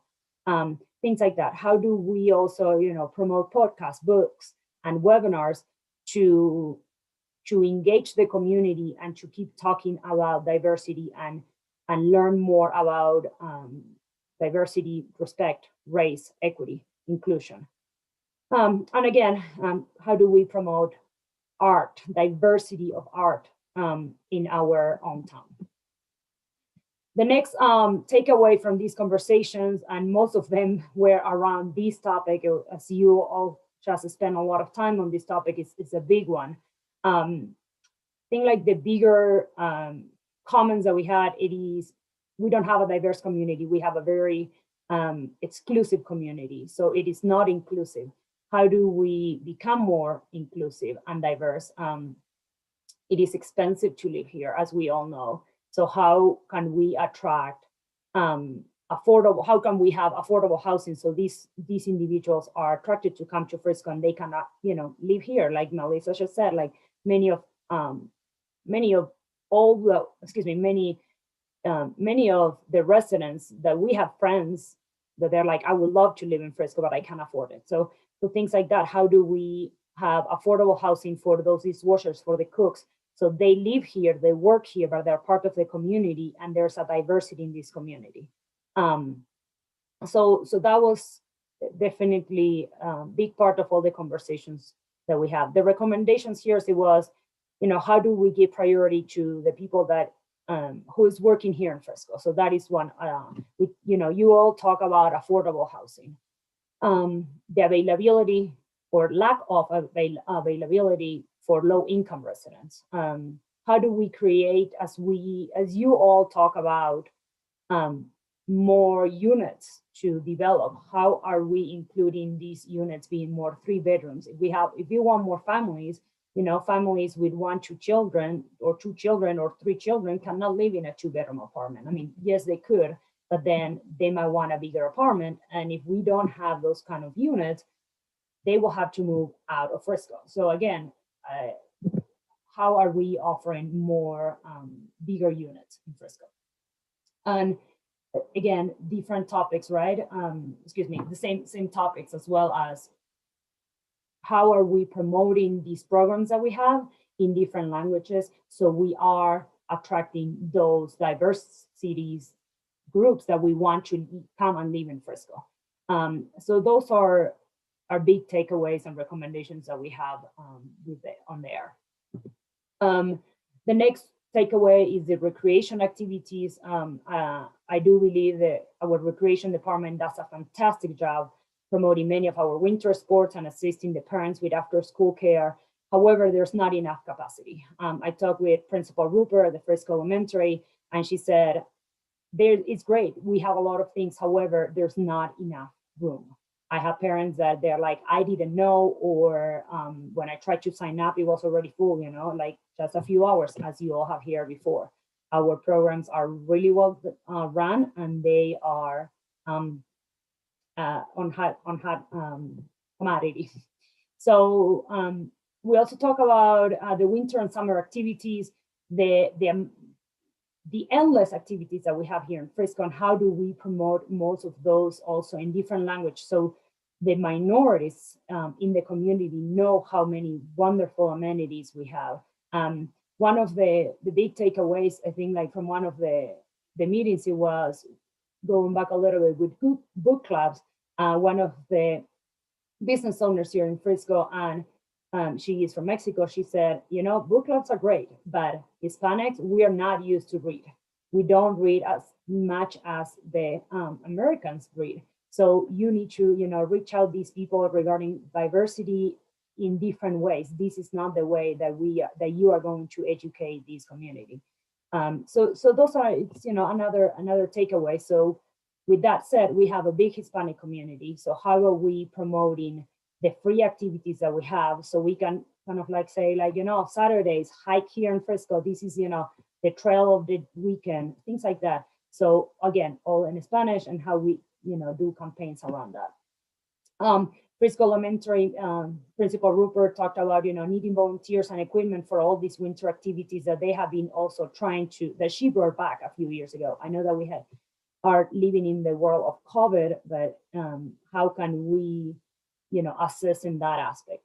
Another community member brought up the lack of a basketball court and ADA access to some of our trails or PRA amenities.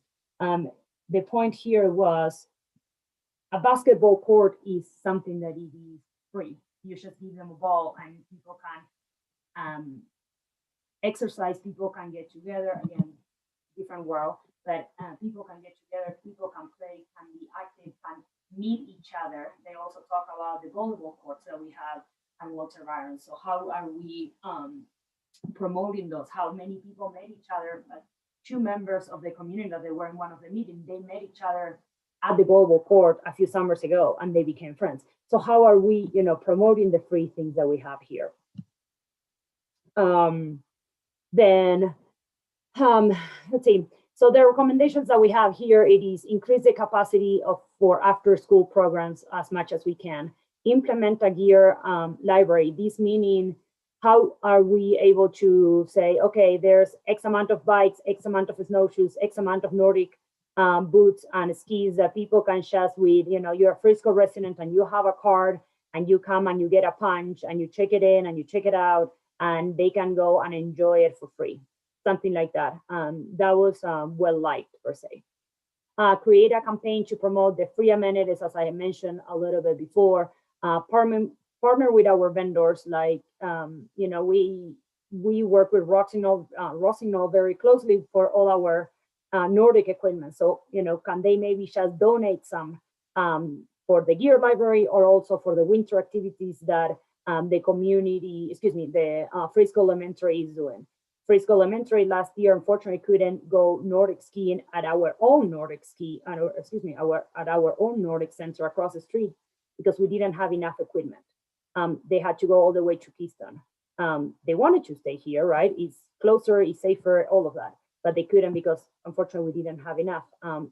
Things that sometimes we don't know or we don't know. And the other one, it was how do we again promote sometimes maybe like have a free Nordic center or a free snowshoe day, something like that. So then some of the community members that they might not have access to it or they're intimidated, they can come and try out a new sport and then enjoy it. We want an active community to a healthy community. It's a win-win for everybody. It will decrease depression. It will increase, rate of suicide, anything. So a lot of the stuff is a whole trickle effect. And then promote events for kids to try a new sport. I think like it is a little bit, on what I just said about, the Nordic, the snowshoe, things like that. So those are some of the recommendations there. Promote respectful speech. This was another big topic from some of the community members. Promote the respectful speech. Don't allow this respectful speech. And how do we create policies and enforce them? So that's a big topic of discussion as well. And the last one, it is a little bit again on what you have been discussing in the last few hours on who is Frisco? Who do we want to be? How do we wear in our sleeves? How do we create policies around it? How do we welcome everybody from any background and any races, and they know that they are here safely? The LGBT community, the disabled people, the senior citizens. So that is very important as you have been talking about, who do we want to be? Who do you council wants Frisco to be? So the overall recommendations after that to move forward with this, it would be to contract with the National League of Cities. They have a program called REAL, Race, Equity, and Leadership. I am personally recommending these after doing a lot of research. They work with big cities and small cities, and mountain cities and ski towns. I think like that is very important to know that they can customize the plan that you council decide with our needs. So that is very important to know that they're very experienced group of people.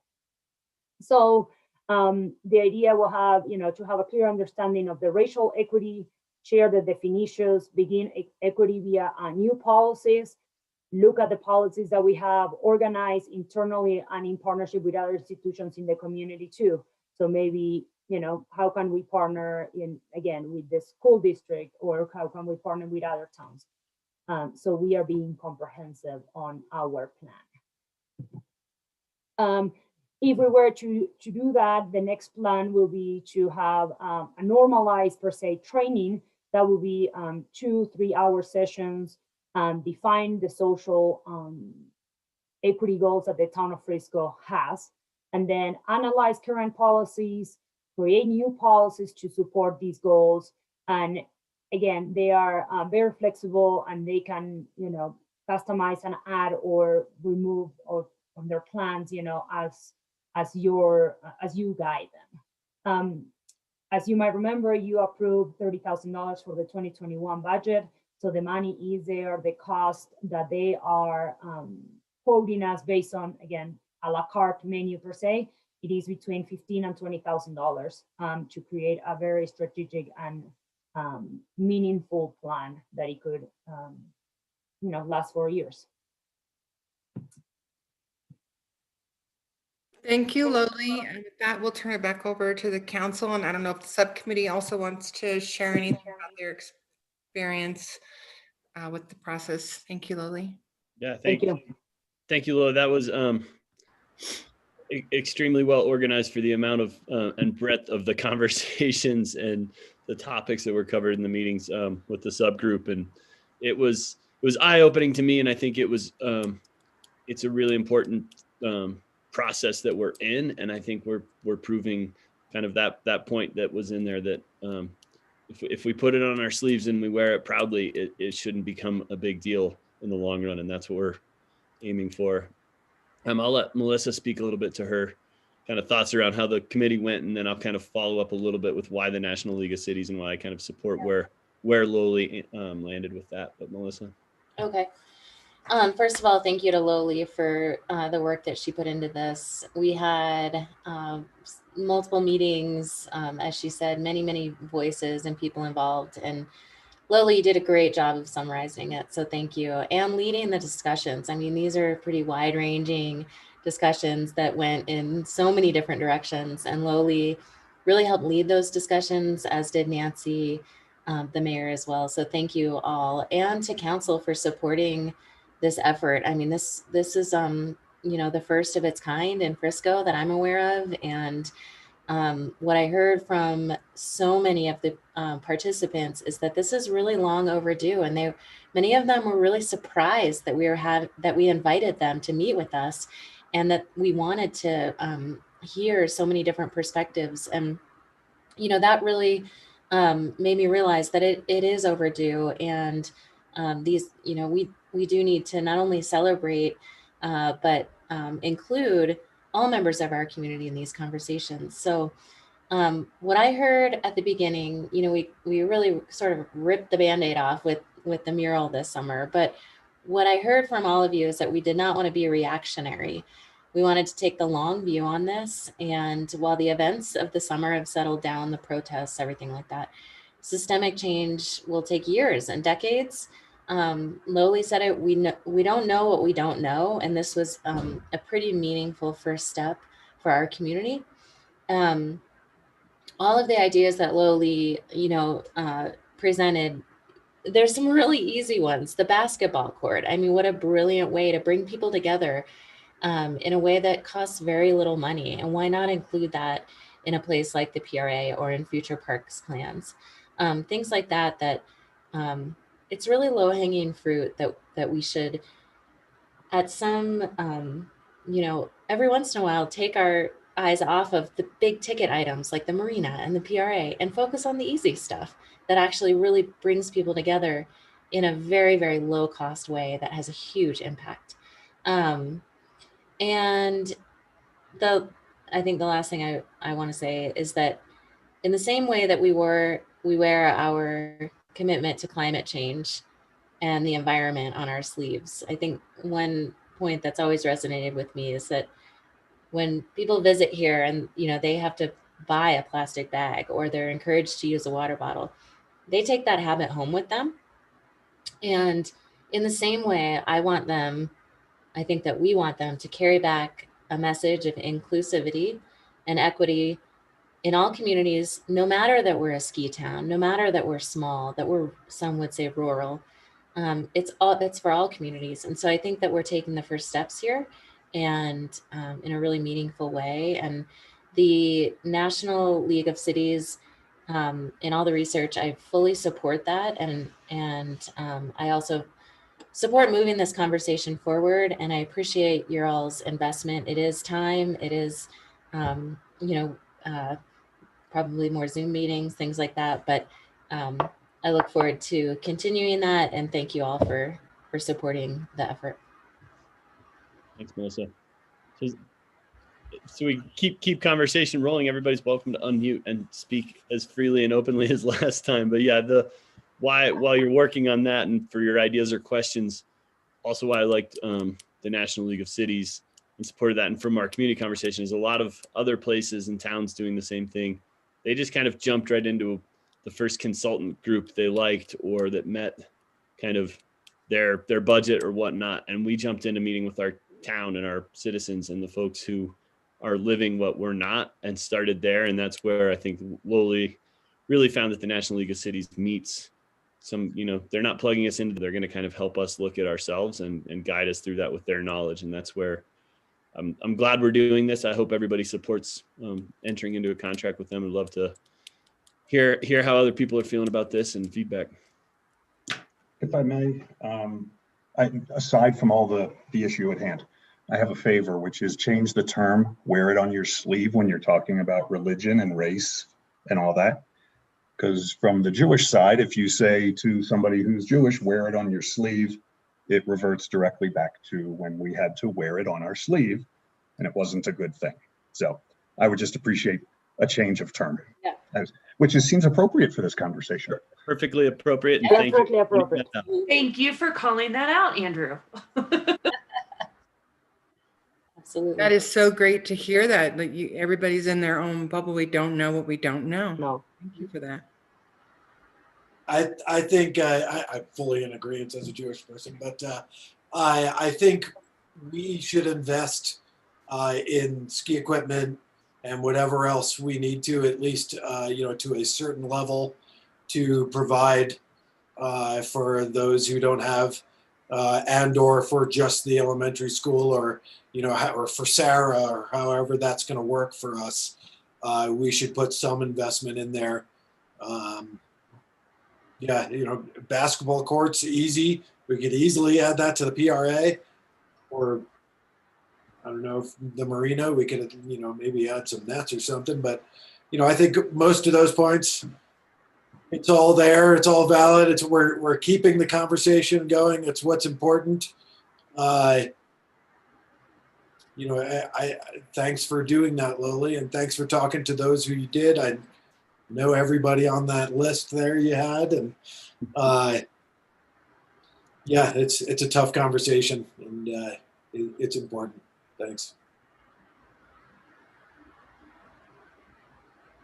You know what, if I could comment again, to reiterate, Lily, great job. And you have so many conversations during the course of a day with so many different people, and you touch on all these things, but to see this in the work that you did to bring it all together, to have it in front of you, to allow you to kind of focus on the breadth of the challenge, but also the amount, the potential of opportunity, not just looking at this as a challenge, but really how it just makes the community so much more interesting and so much more better. And when I look at the picture of the kids on, with recreation activities, and remember all the times with my kids, this is how we meet families at the park.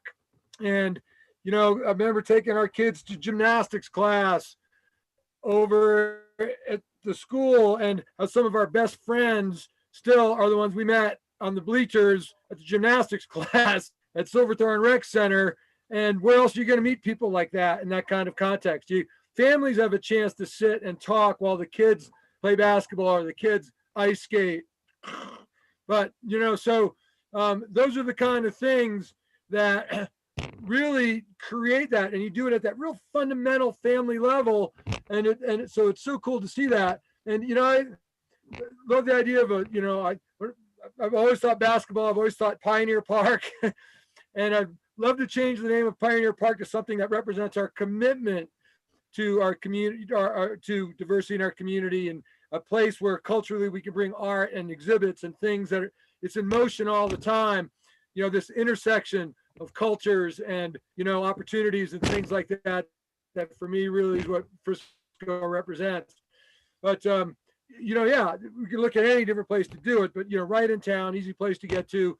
I've always that's really where I've always seen it, but anyway, the parks, I think, are a big part of this. And I know we've been hearing that a lot lately, and I don't want to walk back our commitment to that. I think we need to go out and find where that money is and really invest it with this as a guiding framework for why, so thanks.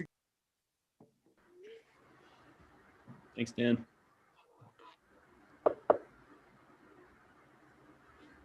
I'm going to keep it simple and pretty straightforward. To me, the table in Don's report over housing and what our demographics are today is not where I want to see our community. And so I think that I need to be better educated, and I support the National League of Cities effort. And then, I'd like to better understand kind of what our gaps are internally before just kind of,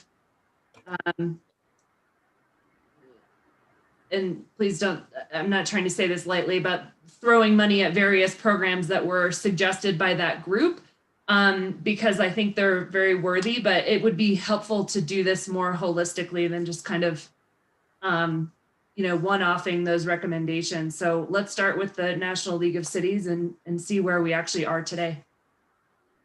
Yeah, I think the goal is they will help us develop a whole plan around these recommendations if council supports us going forward. Correct. And what I want to add too is that the list probably won't end there. I think there's more conversations that you might want us to have with the community, so we have more data, right? And then we can really see what is more meaningful. So yes, thank you. My question is, the study that's being recommended, is it similar to what they're doing up in Breckenridge? Because they're a couple months ahead of us in having this conversation, and that's fine. But would there be a benefit to waiting to see what their report provides? Because our situation is kind of sort of similar. And then we can probably have that as our starting point to see where we want to go from there. That was what Hunter was referring to. We took a different approach, and they started with a consultant from out of town, and I can't speak to their specific initiative, but I do know they hired a consultant. We started with the community, and we also started with frameworks that Lowly has explained. And so we took a very different approach. And I also know that in the mayor and manager meetings, from what Hunter, and hopefully you can elaborate, each community chose to take a different approach.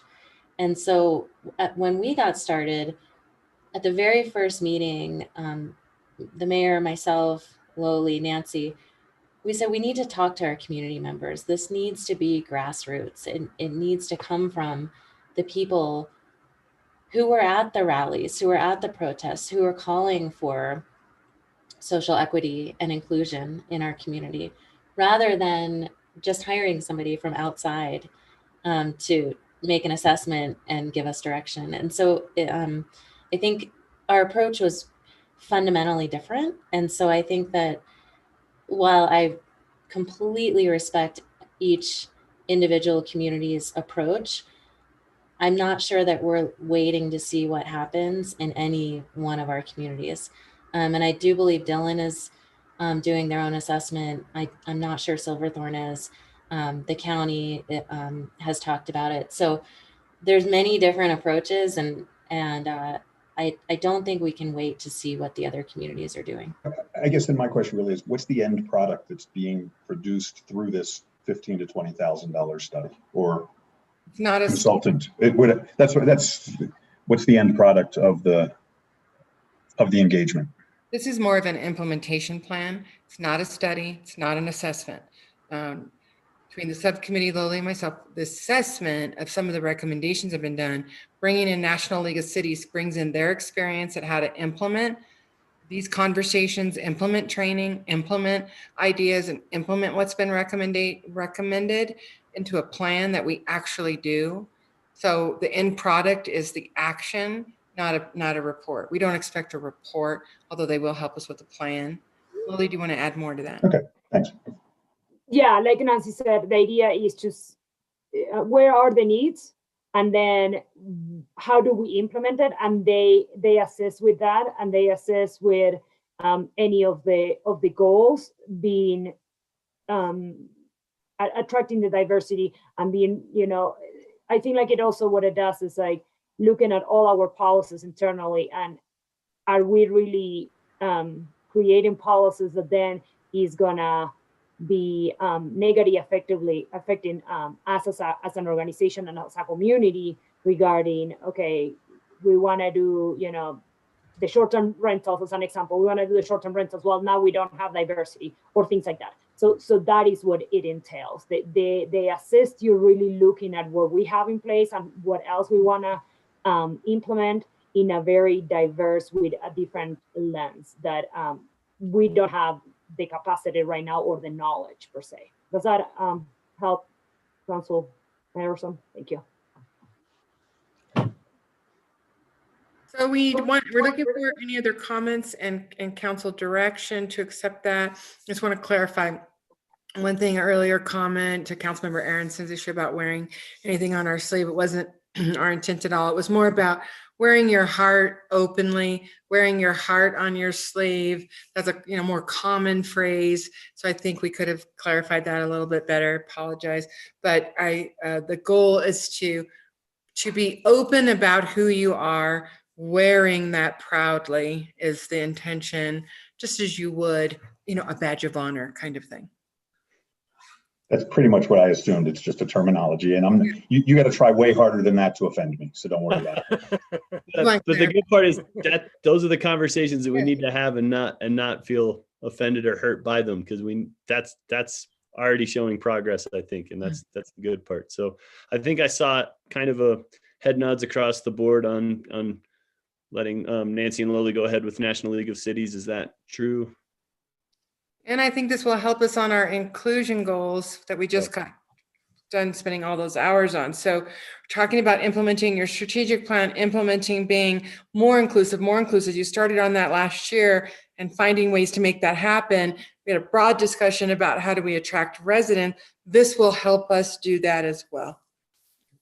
Great. Can I ask Loli one question? Yeah. Yes. And to kind of piggyback on what Andy Helder was talking about in terms of the gear library, which I think is a phenomenal idea.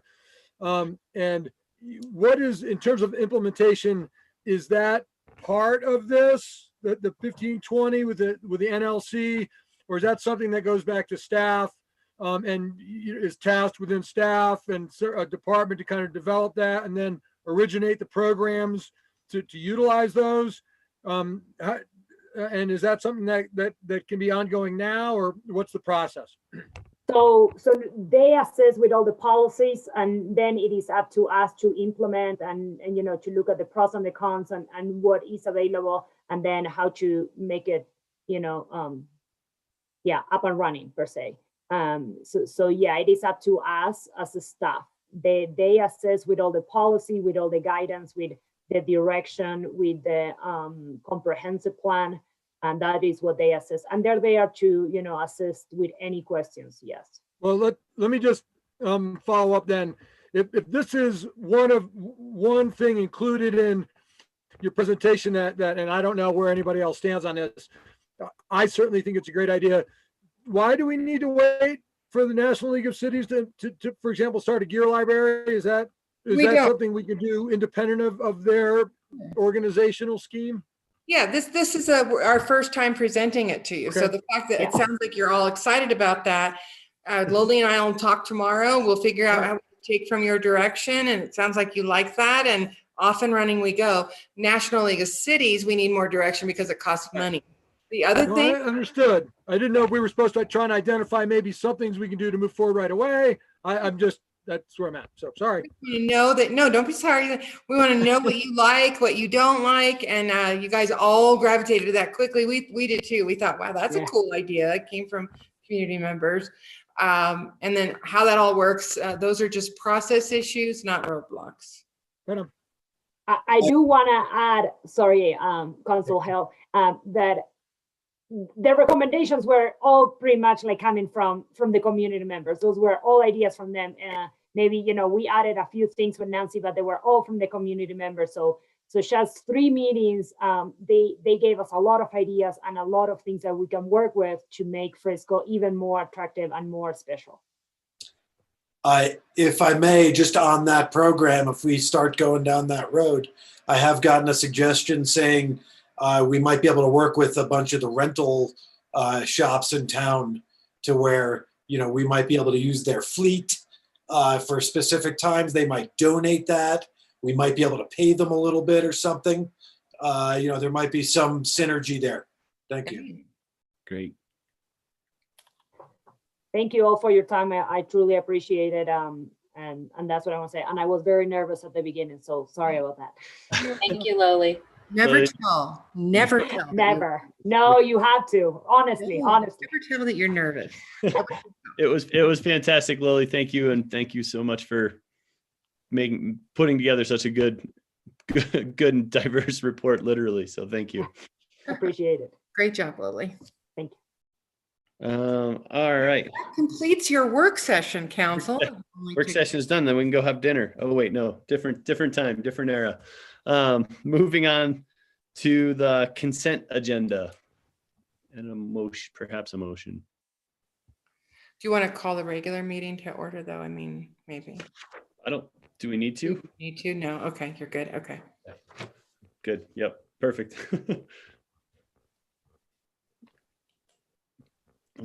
Anyone have issues with the consent agenda? Mr. Mayor, I would move to approve the consent agenda. It has been moved by Councilmember Incan. Is there a second? Second. Seconded by Councilmember Aronson. Can you call the question, please? Certainly. Held. Yes. Burley. Yes. Allen. Yes. Aronson. Yes. Sherburne. Yes. Incan. Yes. Mortensen. Yes. Thank you. Thank you. Moving on to new business. This is agenda item number 1, resolution 20-28, a resolution summarizing expenditures and revenues for each fund and adopting a budget for the town of Frisco, Colorado for the calendar year beginning January 1, 2021 and ending December 31, 2021. I will now open the public hearing, turn over to staff and Nancy. I'll turn it over to Bonnie, and I know you haven't heard anything about the agenda, so this about the budget. So this is a new topic for you. I'm going to turn over to Bonnie. Yes, and Nancy and I decided we wanted to go through this line by line. So we'll now before I start, I would like to say a special thank you to all of the staff, Nancy and all of you, everybody working really hard on this budget. It was an extremely difficult year, as we all know, and I'm sure we'll get to revisit this again, but my thanks go out to all of you. I really, really appreciate all your help and your support and your trust in me in doing this budget. So tonight, this is the last document you will see about the 2021 budget this year. And I did a staff memo, so I'll just go briefly. I'll just tell you that the expenditures for this resolution total almost 30 million, and the revenues and the reserves constitute 55 million. So that leaves us with a balance of almost 25 million at the end of 2021, assuming things go like we have already budgeted. I did give you a summary of all of those funds in the memo, and I'm sure you've read everything. Other than that, again, my thanks to all of you, and I will turn it back to you for your discussion and any questions you might have. And for the record, I just want to put into the record that we've had multiple meetings with individual council members. We've had a work session on the budget. We had 3 or 4 council meetings on the budget. And this is a resolution to adopt everything this council has addressed, considered, discussed, changed, evaluated, and so on. Thank you, Nancy. Thank you, Bonnie. Are there any specific questions for Bonnie? Okay. We'll now open it up for public comment. Anyone wish to make a public comment, please raise your hand or unmute yourself and turn on your camera. We will call on you. All right, seeing no public comment at this time, we'll close public comment and back to council discussion or a motion. Dan? Quickly, and I want to, Bonnie and Nancy and entire staff, thank you all for the effort and the, the precision. This is a great budget, and you guys done a great job in real trying times. And I also want to thank council for acknowledging, the issues that I had. I appreciate the commitment to reviewing and bringing, the discussion about marketing events and branding and community into the discussion later on when it's appropriate to revisit this in January, February. So I appreciate all that. I'm just going to, I can support the budget. I just want to say that's why I'll be voting yes on it. You guys did a great job. Thank you. And I appreciate, again, the commitment to revisit some of these things. And I know that's going to affect some change positively for the community down the road. So I just want to say that's support the budget moving forward. Great. Thank you, Dan. I appreciate that, and keeping everything out there. It's a good it's made for good conversation. I'll make a motion. Please.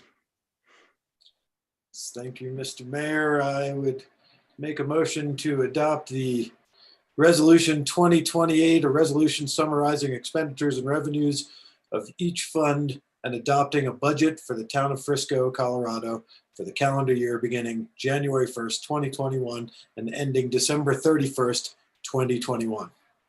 Okay, thank you. Motion's been made by Councilmember Held. Is there a second? Second. Seconded by Councilmember Sherburne. Further discussion? Call the question, please. Certainly. Burley, Yes.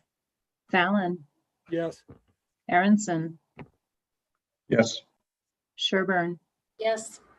Inkin, Yes. Mortensen, Yes. Held. Yes. Thank you. Great. Thank you. Thank you, Bonnie and team, for all the work. It's a great budget. I appreciate it. Moving on to old business. This is our continued agenda item number 2, the general discussion and action on the COVID-19 response. Open the hearing, turn it over to Nancy. Thank you, Mayor and Council.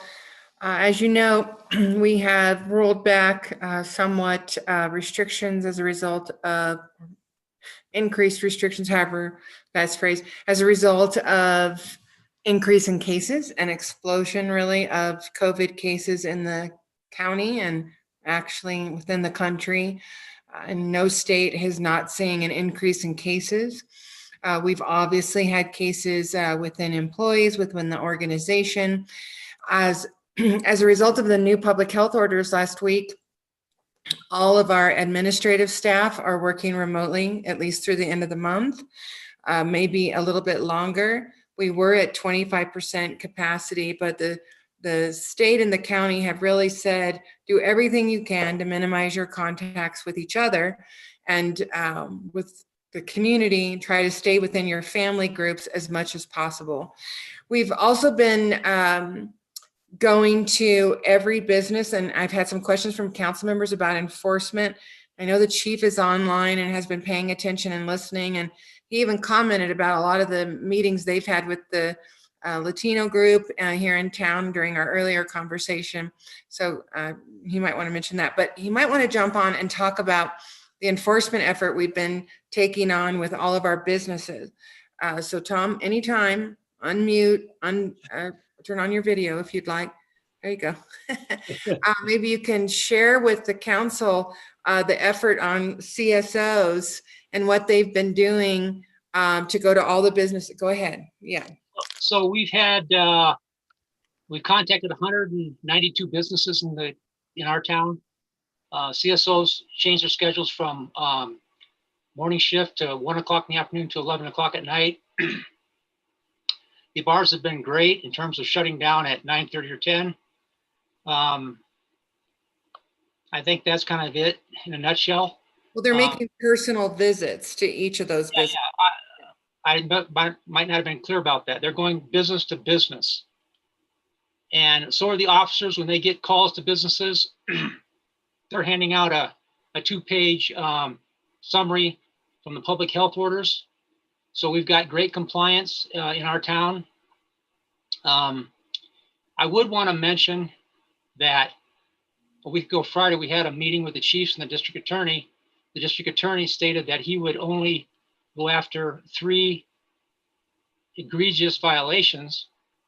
And we have not summoned anybody in our community, in our town, for going against the public health order. So we've got great compliance in our community.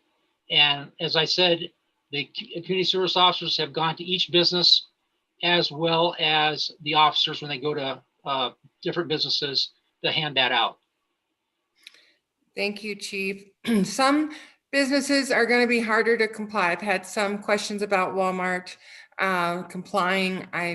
The retail has some leeway in some extent. And what is 25% of their facility? I don't know if Vanessa wants to weigh in on the health orders at all, but so I'll wait for her to jump in if she'd like. We've pushed hard on communication. We've got the messaging, we've got the chief and all the team going to businesses. What we saw in the explosion of cases countywide was that they generally started from this new spike, started from parties happening among more of the youthful aged folks. And then it now is, though, beyond that, it is a full-on community spread. So we're pulling back as much as we can. Thank you, Vanessa. Can you help share a little bit about what these newest restrictions are? I think pretty much the key number is 25%. So meaning that most every business that you go to should be at 25% occupancy, including even office settings should be at 25% or less. And then of course, beyond that, those restrictions on group gatherings are still there, whether outside or inside. For private group gatherings locally, it should be 6 people inside from no more than 2 households, outside 10 people from no more than 2 households. And if you're in a short-term lodging situation, that can mean a hotel room, that can mean a house. It should be 10 people from no more than 2 households, whether inside or outside for short-term rentals. So that's where we're at right now. And of course, the messaging we are pushing is save our winter, and we'll do more of that this week, and urging people to just make good personal decisions about not getting together for the upcoming holidays, and certainly following the state's guidance and the counties as well. Thank you so much. And so we're doing everything we can to really help slow the spread of the virus, and that's the goal. Save the ski season. That's the goal overall as well. One question I have for council, I have spoken to most of you, I believe, about this and asked you to consider that for conversation today, and that is the tubing hill. So traditionally on our timing, we try to open for Thanksgiving. Diane and her team put together an operational plan and sent that off to the county health department, and then that's going to go off to the state. That is already proposed at reduced capacity at about 700 people per day. And it's been approved today by the county health and sent off to the state health. My question to you is, we're different than a private industry. So a private industry getting approval, a totally different ballgame. But as a government agency, how comfortable are you with opening the tubing hill at Thanksgiving while we're also sending the message to try not to integrate folks? So those employees would be interacting with about 700 folks a day. We have protocols in place if that's the council's direction. We certainly have ways to meet and stay as safe as possible in the context of that. But I really wanted the opportunity for the council to consider, is that the goal that we want to meet, is opening right at Thanksgiving? Do you want to put it off a couple of weeks while we're asking folks to reduce interaction? So overall, that's my COVID report. We're becoming such a focus on that these days. And I think I assume everybody else, because I didn't see, because I was looking at my phone, got the emergency alert from the county during our discussion. So Oh, really? frighteningly and sadly appropriate. Oh, wow. Yeah, I think for me, the tubing hill is a struggle, and I think saying one thing and doing another has been only getting us into trouble over the past few months with messaging and consistency. And I don't know how that's kind of long behind us now, but I think inviting all of those people to the tubing hill after they've been out skiing or whatever else, and where they end up next, it's a risk that is huge. And I think we have to weigh that seriously, and almost kind of putting the tubing hill on the same with the dial for the county. And when we're in safely in yellow, we are happy to tube away, and as things get worse again, we might have to back off. But I'm not sure exactly where I stand on if we should open it or not. I think, it's hard to say with everybody skiing and being in town already to not have that amenity, but we're also just not kind of following our own goals and requests of the community to not be in social groups and social gather. So curious what your thoughts are. I'll jump in here. I think I agree with you, Hunter. And, one indices that hits close to home is having our school closed, and our elementary school is closed through the month of November. And so, once we see the trend going down, which I'm confident we will, I'd feel a lot better about it. But in my mind, it's a high risk activity, and there's a lot of social interaction that comes along with tubing. So I'm very hesitant on this. Dan, then Rick, or just to unmute and start. What my observations on this were, when as business owners, when we were faced with this same dilemma about 6 months ago, it all started and ended with what the staff was willing to do and what they believed was an acceptable risk. And, aside from the optics of it, which I agree, Nancy, 100%, it's just not appropriate, I think, to put staff in that position and ask them to do it. So, so I definitely support pushing it back, and you can reasonably ascertain that risk benefit is there, and make sure the staff they represent that their comfort level is high, because they're the ones we're putting out there. So I'm not sure, what we've heard from them, but since April. So same. Thanks, Dan. Rick. I want to say Diane and her team have done a bunch of work getting Tubing Hill put up and getting it ready to go, from blowing snow to going over the magic carpet and hiring staff.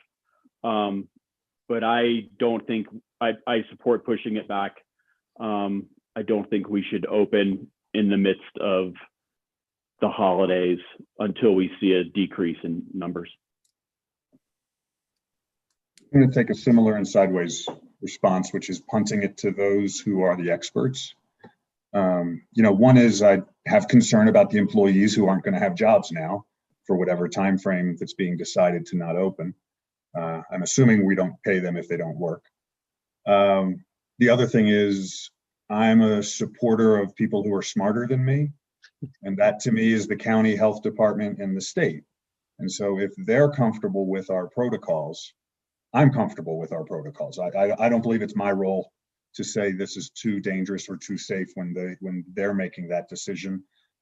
In the same way that I support their decision to take us down to 25% in restaurants, I also support their decision to say the protocols you've instituted are safe. So that's kind of where I'm at. But I do, if it's council's movement towards not opening, I would want to see some metric that allows us to determine when we do open. Because just to say we're closed because it's Thanksgiving and there's not all that much business, but then are we going to have the same amorphic conversation at Christmas?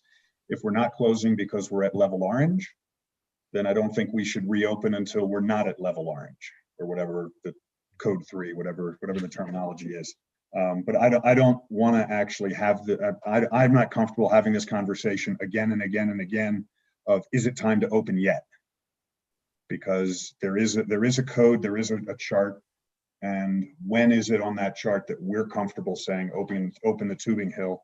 And my view is I'm comfortable when the state and the county are comfortable letting us.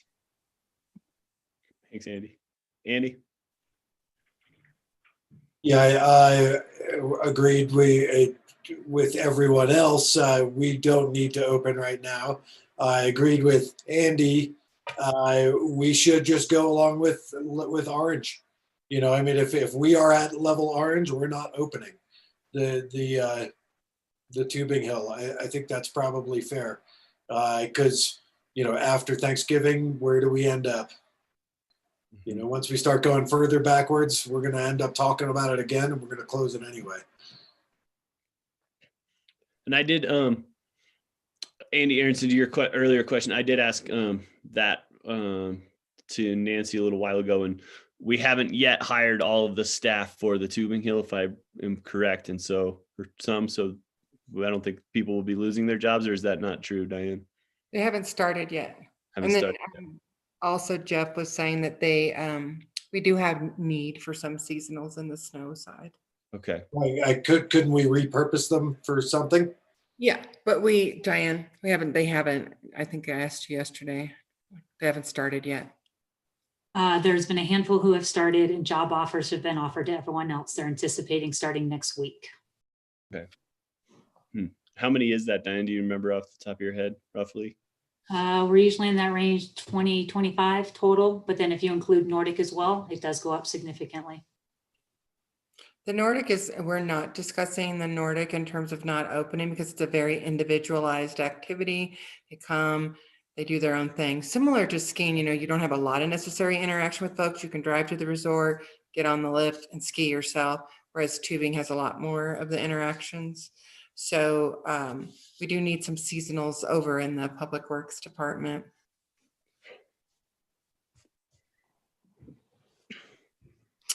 Diane, what's your level of concern if we don't open of finding people to work when it's time to go?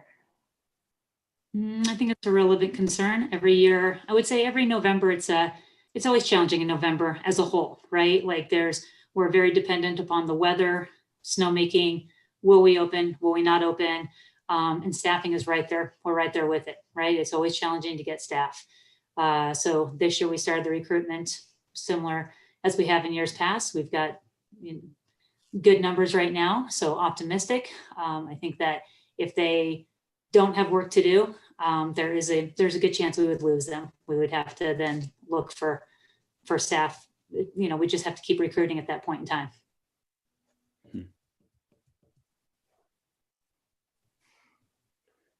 The staffing issue is definitely concerning. It seems like the support was there from council to push it back and hold off and maybe use the state dial as our metric. Does the staffing concerns change anyone's opinion, or are we still kind of good going in that direction and having that as a clear kind of guideline? I would, you know, we're not the only ones in this situation when it comes to staffing. There's a lot of businesses who are just getting open right now who are trying to figure out the same staffing scenario and with the same challenges. So I'd like to think, the people who we've invited in, have made offers to, can hang around. Again, it's not unusual to find this around the county in different industries. So it's unfortunate. I think it's unavoidable. And with a concerted effort, the better we can make this this little shutdown last. So doesn't change my impression. Again, I'm assuming the staff is very involved in this conversation in terms of their perspective. Diane, I know you've probably worked with them all closely, so they appreciate the processes and their particular safety level. So but I'm with Andrew Aronson as well. I think, as we get towards the end of the month and, we see the numbers turn as soon as we get green lit and, whatever staff is comfortable going out there, then that's fine. If we only have the staff to run at 25% or 30%, well, I mean, you go with what you can go with, because again, we're not the only ones in this situation, and I'm sure we can figure that out. I will add to the staffing conversation that obviously resort communities always have trouble with labor and staffing. 1 year ago, our unemployment levels were at about maybe nothing, 0%. We are not in that same environment. The unemployment levels are significant. Even in resort communities, people are looking for job opportunities. So comparing this year to any other year for staffing is not a comparable because of the unemployment numbers. Summit County hasn't seen unemployment numbers above a few percentage points in a very long time. So I don't know that the staffing can be compared as, well, we usually have trouble in November or December. We don't know if that's actually the case now.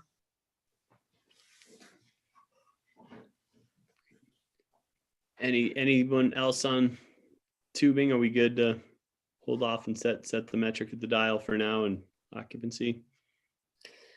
The county thinks that we are the effort for the month is to do everything they can to hold back the numbers, meaning the interactions, reduce the spiking through the end of the month, and trying to then, that will save December, January. That's their goal. So if council's wanting to hold back, I would say once the county starts lifting restrictions and we've got an approved plan out of the state, then we could open in accordance with those numbers improving. May not be all the way at the green dial, but numbers improving. I think that sounds good. Kind of what everyone was leaning towards. Andy was trying to get in here. I think he was giving a thumbs up. He's agreeing. Yep. Anything else COVID related? I know the parklets are coming back up. I didn't hear it. I'm sorry. Oh yeah, no, you had our full support of holding off until the numbers get better and the dial comes back around a little bit. Okay, I will keep you, Diane. I was just going to say, just for clarity, right? So at this point in time, we're sold out over that Thanksgiving holiday. So just so we're on the same page here, we'll do refunds for everyone, and we won't plan on opening until probably that first of December is what we're looking at this point in time. Is that correct? It's right. It sounded like December 5th. And the messaging is, it sounds like in an effort to slow the spread of the virus, the council's going to, and correct me if I'm wrong, to slow the opening until we can see some of these numbers come back down. And that direction and message to the community is follow the county's orders to reduce interactions as much as possible, and reduce activities where you gather together. Nordic skiing, kind of looking at all the council as I'm talking, Nordic skiing, fine, we'll keep that open. It's a real, very individualized type of activity. Is that, am I? Yep. hearing? Yep. Okay. You have that support. And yeah, thank you for the clarification, Diane. And I know that's difficult and not where we want to be. Andy, go ahead. Yeah, sorry. Nordic skiing, is this going to be business as usual in the Nordic Lodge there? Or is this more like we're just going to groom the trails? Diane, can you share your Nordic skiing protocols? Nothing is normal. Yeah. Councilmember, right? Nothing, everything has changed. So we will do our best to have what we can have open at Thanksgiving. Once again, we're limited by the amount of natural snow as well as what we can do with snowmaking. So we have to balance that operation between making sure we have snow for the Tubing Hill as well as snow then for the Nordic Center. The building itself will only be open in a minimal capacity. We have a new ticket office that is outside that will handle all the ticket sales. So that is a kind of walk-up ticket office. Rentals, everything looks really different. The whole entire wax room has been turned into a rental operation. So same type of thing, picking up your equipment, dropping off your equipment, making sure we sanitize everything. So everything does look quite different. We currently are still looking at selling day passes as well as doing rentals, and then lessons are following what the skiers are doing in terms of more of a private lesson actual scenario as opposed to putting groups of people together. So yes, it all looks very different, but it's still following all the public health guidelines and making sure that we are encouraging people to socially distance from one another. That's great. Thank you. Thank you, Council. Anyone else, anything else around the COVID discussion? I encourage everybody to keep taking care of yourselves and your family. It's tough right now and it's out there. So, all right, then moving on to the executive session agenda item number 3. This is the executive session pursuant to pursuant to Colorado Revised Statutes CRS sections 24-6-402 parentheses B to receive legal advice on specific legal questions, and 24-6-402 parentheses E to determine positions relative to matters that may be subject to negotiations, develop strategy for negotiations, and instruct negotiators each concerning the Frisco Bay Marina. Number 2, pursuant to CRS sections 24-6-402A concerning the potential sale of real estate, and 24-6-402E to determine positions relative to matters that may be subject to negotiations, develop strategy for negotiations, and instruct negotiators each concerning the town-owned property at 3rd and Granite Street known as the Sabatini Lot. And 3, pursuant to CRS sections 24-6-402B to receive legal advice on specific legal questions concerning a pathway easement.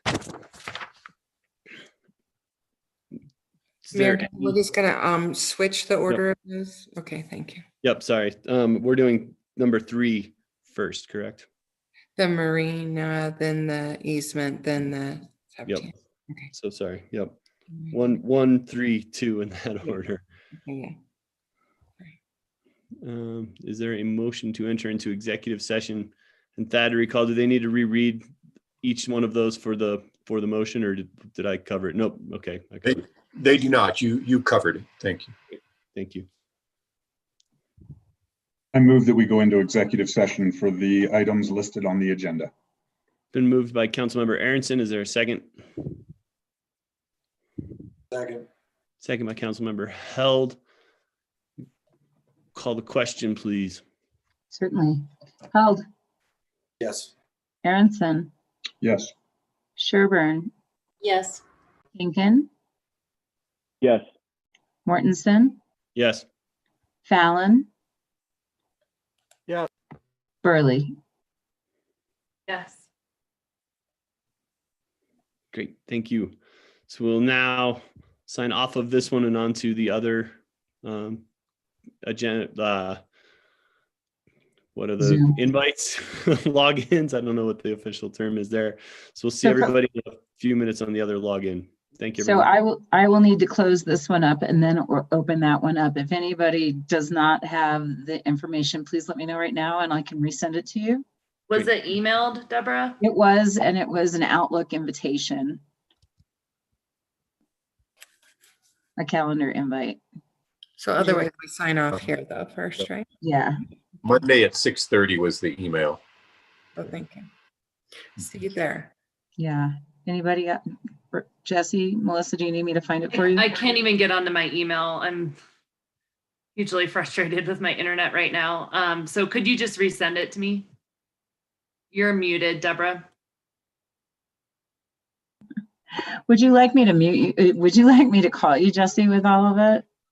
I mean, I can resend it. It's easy to do. okay, thanks. Yeah, will Just do. sitting here spinning, so. Sure. Thad, do you need me to resend it to you? Great. Thanks, guys.